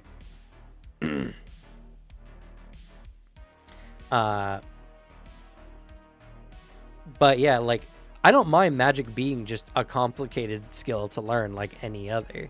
That's fine. That's, if anything, is how it should work. I don't think like just anyone could go around throwing meteors around. I think you'd have to be like a specific genius to do so. Also, all right, thanks for stopping by, Rex. Have a good day. I feel like magic, like there doesn't have to be magic classes and non-magic classes. There's just what skills our characters learn. I just want the ability to create more diverse characters, and like tying your characters to certain classes and stuff like that, I think is fine. I love how Fabula Ultima does it, because Fabula Ultima gives you exactly kind of that thing where your character is a multi-class. They have a variety of skills, and your character can be a hardcore caster and martial character if you really want to. You know, it's just about how you piece all the different multi-class elements together. Yeah, it does open it up exactly in that element, which is always really fun. Because it's the give and take with like class systems is, do you have a system that allows you to make really specific mechanics for like one thing, or because like Fabula Ultima is really good for having like in what it does 6 really kind of wide abilities that allow you to really mix and match super well. And then like Pathfinder is a little obviously different than that. I would love to see like Fabula Ultima try to make a system that is like a little more complex, because I think they could iterate like a more complicated version of that that's more crunchy. I don't think I don't think that exact system would ever be as exact as like Pathfinder, but I think they could take like a step above, for example. Like, yeah, I think it would be really fun. I think it could have like a similar amount of balance that Pathfinder does. I think it's just about how you work with certain types of numbers, and like having abilities not just be stat steroids, but instead be like stat augmentations. Like some of the abilities in Fabula Ultima like allows you to use your willpower when using a weapon, for instance. Really cool. So it's and it does it exactly the way that I'm trying to kind of build my own system. Only my own system is kind of more like your character chooses what kind of skill they want to learn, and then they work on like investing experience into that skill specifically until they learn it. But I think there's a very big, like, people want identity with their characters. People want to talk about like, oh yeah, my character is like a wizard who does this, that, or whatever. And I think Fabula Ultima does really, really well because it attaches some abilities that work really well with other kind of classes in the system, but also like gives you an identity where it's just like, oh yeah, I have a Darkblade character, and that kind of like changes your perception of the character. And that's kind of what I want, rather than just having like a Path of Exile massive skill tree thing that you have to go and learn individual little nodes from and all that kind of stuff. Having like, oh, you now have access to like military training. And so these are the kind of things you can learn while doing military training stuff, you know. You can learn how to use these weapons, or you can use how to use these kind of tactics. Or, you know, like you're going into the study of this thing, and so these are the different skills. Because like when you learn martial arts, it's a lot like that. You learn certain strikes, you learn certain kinds of grapples, you learn kind of certain stances, and every kind of strike, grapple, stance has its own benefits in some situations, easier lead-ins to other kind of strikes or grapples. And so you piece together your own particular style when it comes to like tournaments based on the kind of stances that you really like focus on, you know. So there's a lot of people who do compete in like karate tournaments or jiu-jitsu tournaments who focus on very particular skills and don't use everything from whatever martial art that they're learning. MMA is specifically designed around that, where MMA fighters take just what they want from every particular fighting style they study under and then just work with that. And that's why most MMA fighters include Muay Thai into their style, because Muay Thai leg kicks are insanely strong, you know, or jiu-jitsu grappling. Nasty. Yeah.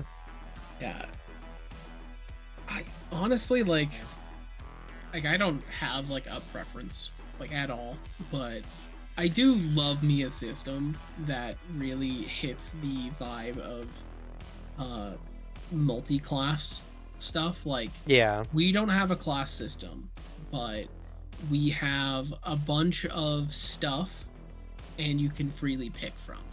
I really like that, which is honestly the thing I like about the Cosmere system. I really like that that's the thing they're hitting, which is what they're going for. The only difference, exactly from what you're saying, is it's not magic, and they're and that instead they're just their talents is what you're buying. You're not like they're just abilities.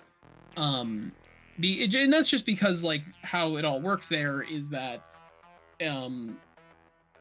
one, you have to like specifically go into the magic system and like opt into it, because other than that, unless you're part of like the specific thing, it is kind of a low magic system or low magic world in every single setting that it's playing around in. Like, there's only a couple Night Radiance, there's only a couple Misting or Mistborn in Scadrial, like etc. But like, even then, like, if you're playing it, you don't have to be one of those. You can still hold your own. There's a main character in Stormlight who holds his own pretty well against characters who can do element. I like that idea of freely picking from multiple identities and multiple things, because it makes a character that is more well-rounded. And it's literally like the thing you were saying of like, I have multiple skills, I want to be able to express that, is, funny enough, the exact thing that the designer of the Cosmere RPG was talking about when they said this is why we didn't do a class system. Yeah, and I agree. Exactly verbatim why the reason he said that. Which is dope, because I agree. I like me classes. I like the design space that classes give you if you're trying to go for something very crunchy. There are games, we can all admit it, that do classes because it's the thing we've always done. Yeah, for sure. But I also love me a system that is like, classes, meh. We don't need that. Well, I mean, even in Pathfinder 2nd Edition, as much as I've kind of like complained about how magic is kind of stale, or at least the learning of magic, I like how Pathfinder's class system works, because you can play a wizard and never take a wizard feat and still be a wizard at the end of the game, you know? I literally, just a little bit ago, I made a full martial wizard. Yeah. I'm one second, I'll open up Path Builder, so I'm curious exactly what I did. I made a wizard swordsman recently. Taking human for weapon proficiency and armor proficiency. He's a minesmith because minesmith is just really easy to do. Because wizard also gives you bespell strikes. Like going into later, I made him also a time mage for like the class feats. Instead of just free archetype. Because eventually once I got to like level 6, no more wizard feat. The only wizard feat I picked is Bespell Strikes because I think that one is kind of fun. Yeah. But after that, no, I'm done. I'm done with wizard feats because what else do you need? Right. Yeah, and like I like it, and I like how archetypes work, and I like how their multi-class archetyping works, because multi-class archetyping lets you pick and choose what kind of things you want from some of the classes. And like I said, their class, it's like I want to play a magic character, but I want to play a magic character who's like an investigator, right? So you can choose to be an investigator who multi-class archetypes into magic things, or you can do the inverse and multi-class archetype into investigator to pick out a few investigatory things, along with your just the fact that you're just also a very powerful mage. And yeah, and like I really like that. And so Pathfinder's class system, I think, is great. I think it works really well. And it's like, if you have a general theme for your character, then it's really good. And my favorite classes tend to be the classes that aren't super restricted to certain types of playstyles. I like Investigator, and you don't have to play every fight with devise a stratagem in it. You can, for sure, but you really don't have to. And the class doesn't force you to play in any particular way outside of that. That's why I also dislike Magus, because Magus, you kind of want to spell strike, because otherwise, why else are you playing Magus? Honestly, like, what other features does Magus really have that you're getting a lot of use out of? If you want to be a marshal who also uses spells, just be a fighter who multi-classes into wizard, and be a better fighter who also uses spells. It's the reason because we talked about it last week. It's the reason I made this character. I was like, can I make myself a martial wizard that I think is more fun? And then it was me looking through also the spell list and being like, God, there's a lot of one action or reaction spells that are kind of fun. Yeah.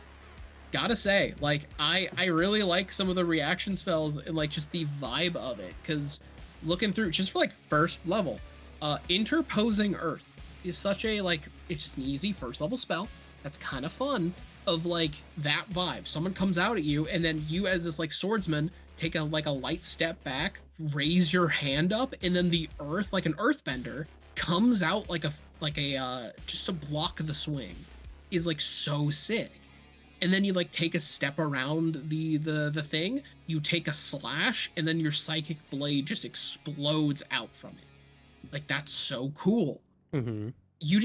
You play that vibe of like, I'm a magical swordsman who has a trick up his sleeve. Like, I have a answer for every possible scenario. Like, that's the vibe I think a lot of people want when they play, like, I want to play a wizard swordsman, or like a martial wizard. And Magus, to me, doesn't really give that. Especially because it's just like the low amount of spells, and then the spells that it goes into for like damagey stuff. Because one of the other issues with Magus is because of spell strike, you just don't get a lot of spells, and you're also just locked in spell slots. Wizard, giving you so many spells, gives you a lot. You get a lot of toys in your toy box. Yeah, and so, it's one of those things where, like, I definitely, like, Pathfinder and his class system is good, and there's space in this space for both types of kinds of games, but, like, I really want more character diversity through, like, skill choice expression, and, like, what Pathfinder doesn't do is specific types of spells, or even just interacting with how spells work in general. There's just not a lot you can really interact with or investigate in that kind of space. And I'd definitely like to look into a system that Magic is more of like a specific learned process of like you have to learn the magic combos essentially. Kness is also a really, really good class. And it's one of those things like Magic is the thing I'm most interested in most systems, and yet strangely, well, I guess not strangely, because not even martial styles is like it's about how you fight with a weapon, right? Because that's not even necessarily a part of it. But it's just there's so much just not really explored when it comes to like the intricacies of Magic that I think is really sad. Like, why do wizards use staves and crystal orbs or spell tomes? You know, in the game I'm designing, each of those kind of things, like a spell book increases the complexity of spell you can use, you know, because you wrote it down. So you can use more complex spells when you're reading them from your book. If you have a spell catalyst, that can increase the amount of power you can put into your spell, you know, that kind of stuff. And that's stuff that I yearn for. I want things where, yeah, I can make my character do magic better by things that are not just statistical benefits, but make a lot of logical sense as well. And there's just not a lot of that currently. And like in Pathfinder especially, they're so afraid of adding cool things for magic casters to kind of improve their casting, because, you know, if they could do really well in combat, then there's not anything a caster couldn't do. So, you know, like I get it, but at the same time, like, then just make magic weaker, you know? Like, give me a reason to actually invest into looking into magical things, you know? Yeah, it's the kind of thing where I'm like, I get it, because, you know, fucking magic spells itself are so good. Like the actual casting is great. Magic feats, for the most part, are a fucking snooze fest. Yeah. Like honk shoe. I don't fully agree, but I know what you mean. Listen, there are exceptions. There are some that are cool, but most of the time when I'm looking through class feats, I'm just like, meh. And like there are stinker levels where I'm just like, I take that one, I guess, because it's the best option. But like a lot of times, like there are a lot of moments where it's like I feel like the better option here is going into a dedication. Yeah. Because it's like if I want something actually interesting, I gotta go into a dedication or multi-class. Because like that's a reason you're like, I'm going elementalist. This is a free set of levels I know I got coming up. Time to go witch. Because what else am I gonna get for like a good few levels? Right. Yeah. Well, yeah, and you know, it's again, like I totally get it. I understand. But at the same time, like I want to have a magic tome mean something, and I know there are some specific magic tomes in the game that do some things, but never enough that made me be like, whoa, that's really cool, you know? And I think staves are interesting. I think I like the way they work for the most part. But at the end of the day, they're just extra spells.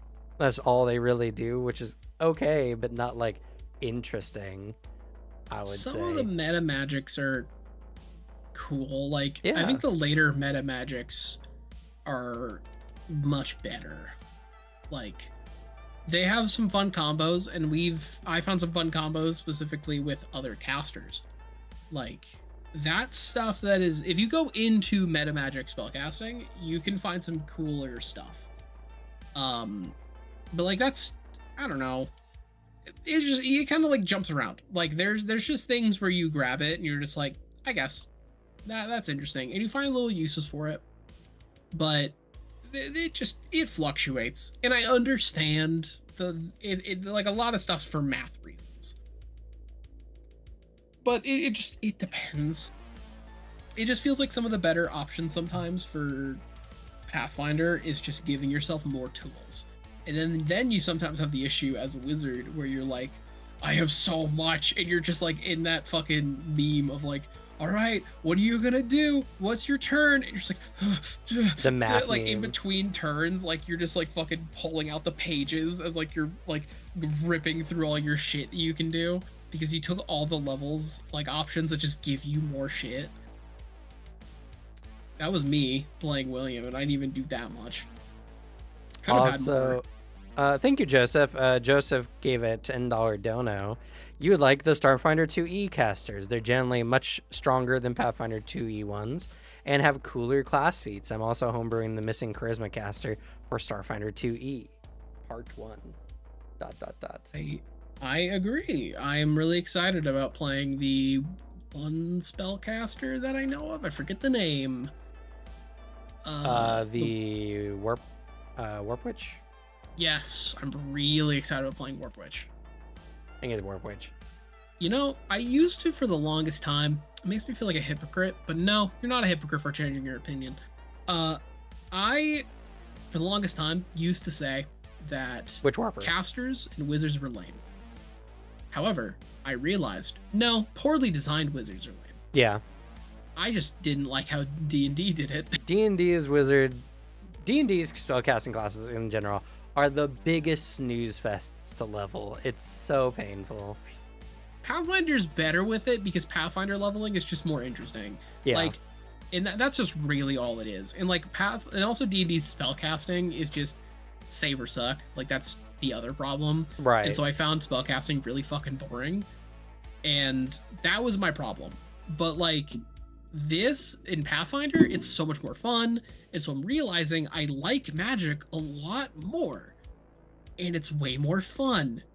And so I'm making a lot more spellcastery, magic-y characters because I'm like, oh, I just like it when it's done better. Yeah, I just like it when it's a good class. That's all it is. Yeah. And so I'm excited for Warp Witch. It's Warp Witch and Solarian are the two that I'm like the most into. I also, the most tragic thing is legitimately Magus has some of the most interesting, fun little magic-y feats to kind of toss in. They like, do. I love the Shielded Tome feat. Super fun. Allowing you to use a spell book as a shield. Super interesting. Oh my goodness, $20 dono from Joseph again with the follow-up. The caster I'm making is called the Soul Hacker, as it's a speak with the souls of machines and convince them to do what you want and give you magic themed class. It summons literal ghosts in the machine to do cool things. Sounds very Warhammer, honestly. Very Warhammer or very Cyberpunk. Take your pick. Both are basically how it's done.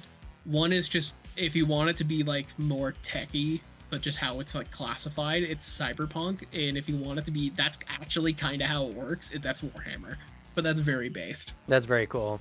It sounds very cool, Joseph. Dimension 20 tricked me into thinking Divination Wizard would be fun. Playing Baldur's Gate 3 fix that real quick. Yeah, it's just there's just so many boring levels in the D&D system that it's just like you level up, you get 2 new spells, enjoy, and it's just like thanks. I will disagree, Dead Phoenix, but the only thing I'll disagree with is the fact that out of all of the wizard options in D&D, I think Divination is the most fun.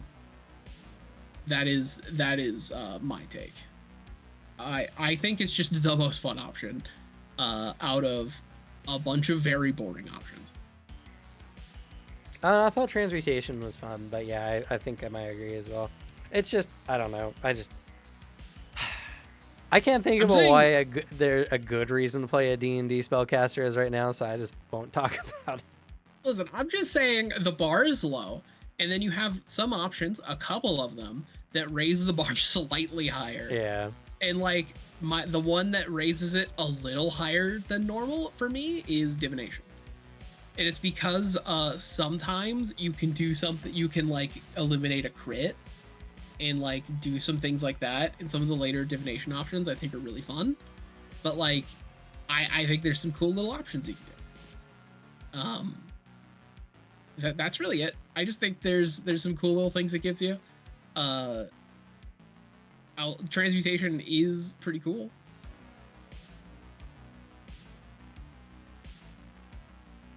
Oh yeah, but continue my thoughts. So yeah, Magus has some of the coolest little magic feats. I love Shielded Tome. I think that's really good. Or Raise a Tome, rather. Yeah. I don't know why, as a Magus, you would ever use it. Yeah. They don't have the action economy to use Very Raise a true. Shield. And even if you did, like, why not just have a shield? Because just the book you get doesn't do anything. Like, it's a weaker shield in general. And then at level 6, you can pick up Shielded Tome. But all that does is allow you to put another, transmute a shield into your tome to use that shield stats for your tome. But it's just like, then why wouldn't you just use that shield? Like, it's a fun idea. I really like it. It makes my Archivist build really work really well, because for Thaumaturge, it's actually really good, because then you can have the shield, the tome implement out and use it as a shield at the same time. It works so much better for Thaumaturge. Thaumaturge significantly better. You don't have to spell strike every turn. You might need to move, so pack some cantrips for range. Yeah, I mean, you can move, use a conflict spell to recharge your spell strike, and then I guess you could, use a tome. Also, there's like the shield cantrip, which also works. Like, shield Raise a Tome is really good on Thaumaturge, and I can't see any reason to use it on a Magus, which is insanely sad. Also, Spirit Sheath. I love the idea. It lets you essentially just conceal a weapon in extra dimensional pocket. That sounds super cool.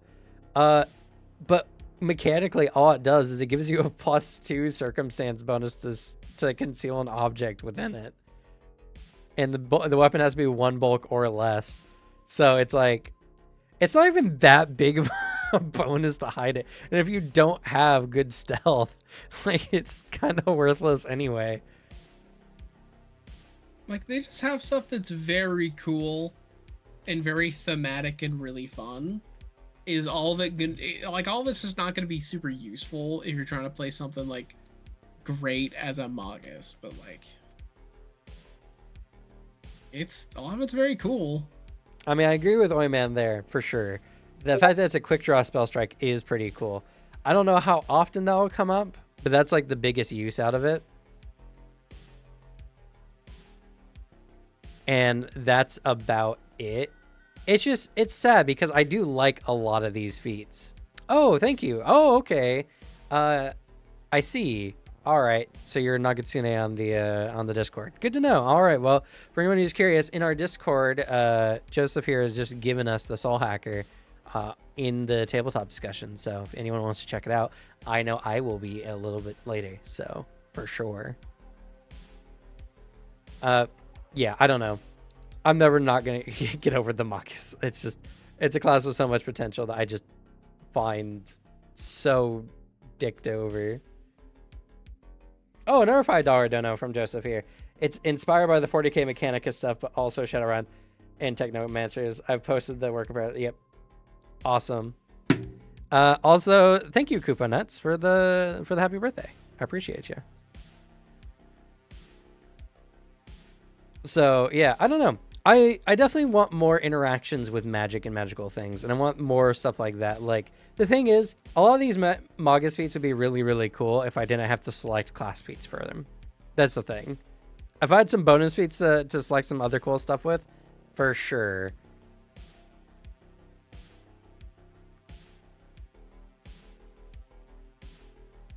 Oh, the cool part of the feat is that it gives you action compression, the number one thing Magus needs more of. For a Spirit Sheath?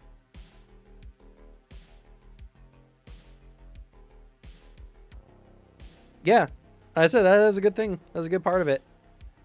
It's only action compression if you don't have your weapon drawn for whatever reason. but it is action compression.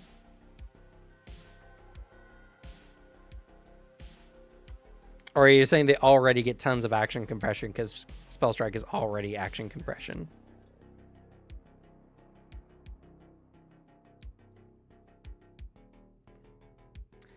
I don't know. All I know is that I played Magus for a while. I tried playing it in different ways.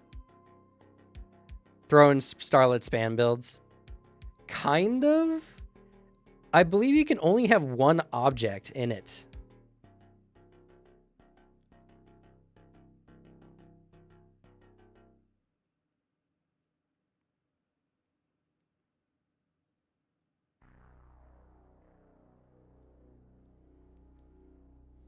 Another $5 dono by Joseph here. Warning, it's likely very overpowered in certain spots and 80% finish. I brew strong to start and then scale back the power as needed because easier. That's fair. Sure. Yeah. And like that's fair for GMs to scale back or adjust around as needed. Depends on people's power level for their campaign or any other sort of thing. And lol, no, Spell Strike is compression, but sadly it's not enough. Yeah.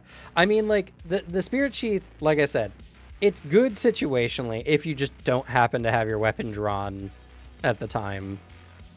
That also depends on the kind of game that you're in.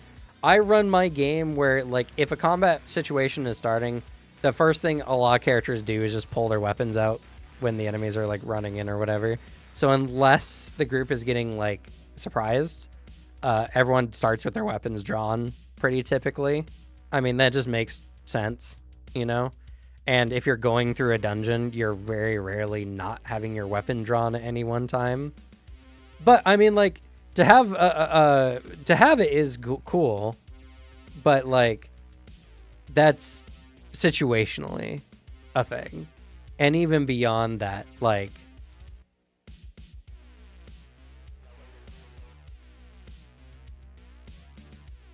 I agree, yeah. I mean, we could talk about Magus till the cows come home. And we have before, so, you know. It's one of those things where...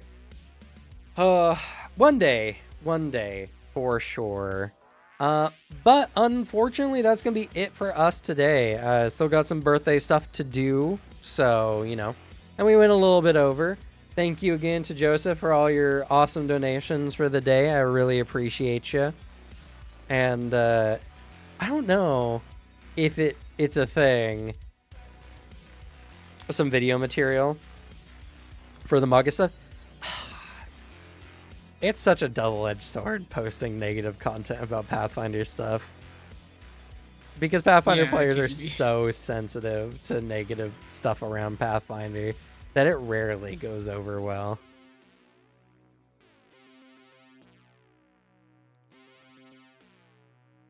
Yeah, it can be a fun one.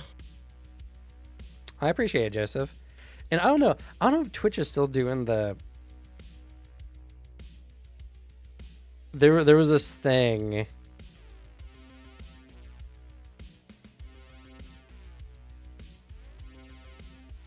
where they were like giving extra donos for gifted subs.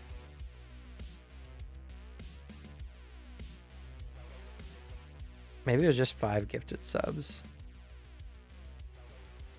Wasn't there a gambling thing, or is that only for like bigger content creators? I never. I don't know. I don't know, because I was considering gifting out some subs today, because, you know, birthday stuff. I think that was just staring. Ah, okay. Tragic. Because that would have been a fun way to gamble to give some extra donos out, or extra subs out to the cool people here, you know, just as a fun thing from me. But if that's not the case, then, you know. But still, thank y'all so much for being here. It's been a fun birthday. Thanks to y'all. And love talking tabletop. Love complaining about Magus. And we only complained about D&D a little bit this session.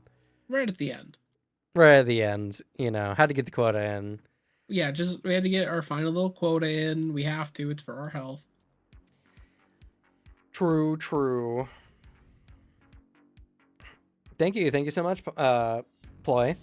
And next week, so either next week or the following week, we'll be talking about War of Immortals stuff. So either Alex will get to be here for it or won't get to be here for it, depending. I will be here next week. He'll be here next week, but I don't know if I'm going to get it that soon.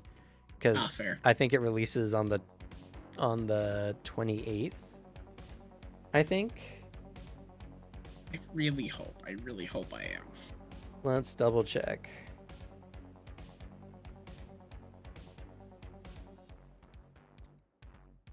And I tend to get it like a week or two in advance.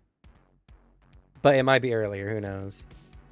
It's been earlier before, so I won't discount the possibility. 23rd. So it's going to be out on the 23rd. So the earliest I might see it is around next Wednesday, Thursday-ish. And I'm likely to see it sometime around the 16th, 17th. So Alex may be here. He may not. And then we'll just get to celebrate it and see all the cool stuff without him. We'll see. But be on the lookout as well and subscribe to the channel if you haven't done so already. I'm going to be doing a week's worth of videos every single day to see all the new stuff coming out. We're going to be looking over the 2 new classes, obviously. And as well, I'll be doing the same for Divine Mysteries. So we got lots of content around the horizon, even though things are a little slow at the moment. But that's going to be it for us.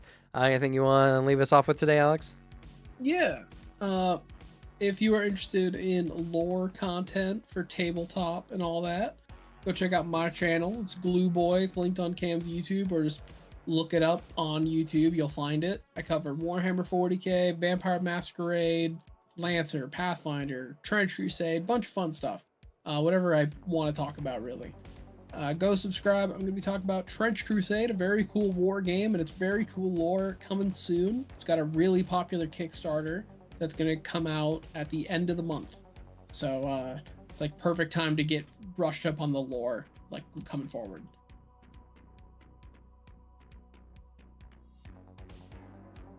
All right. It's also Alex's most viewed video. It is. With over 44,000 views. It keeps going up. Popping off still. Yeah.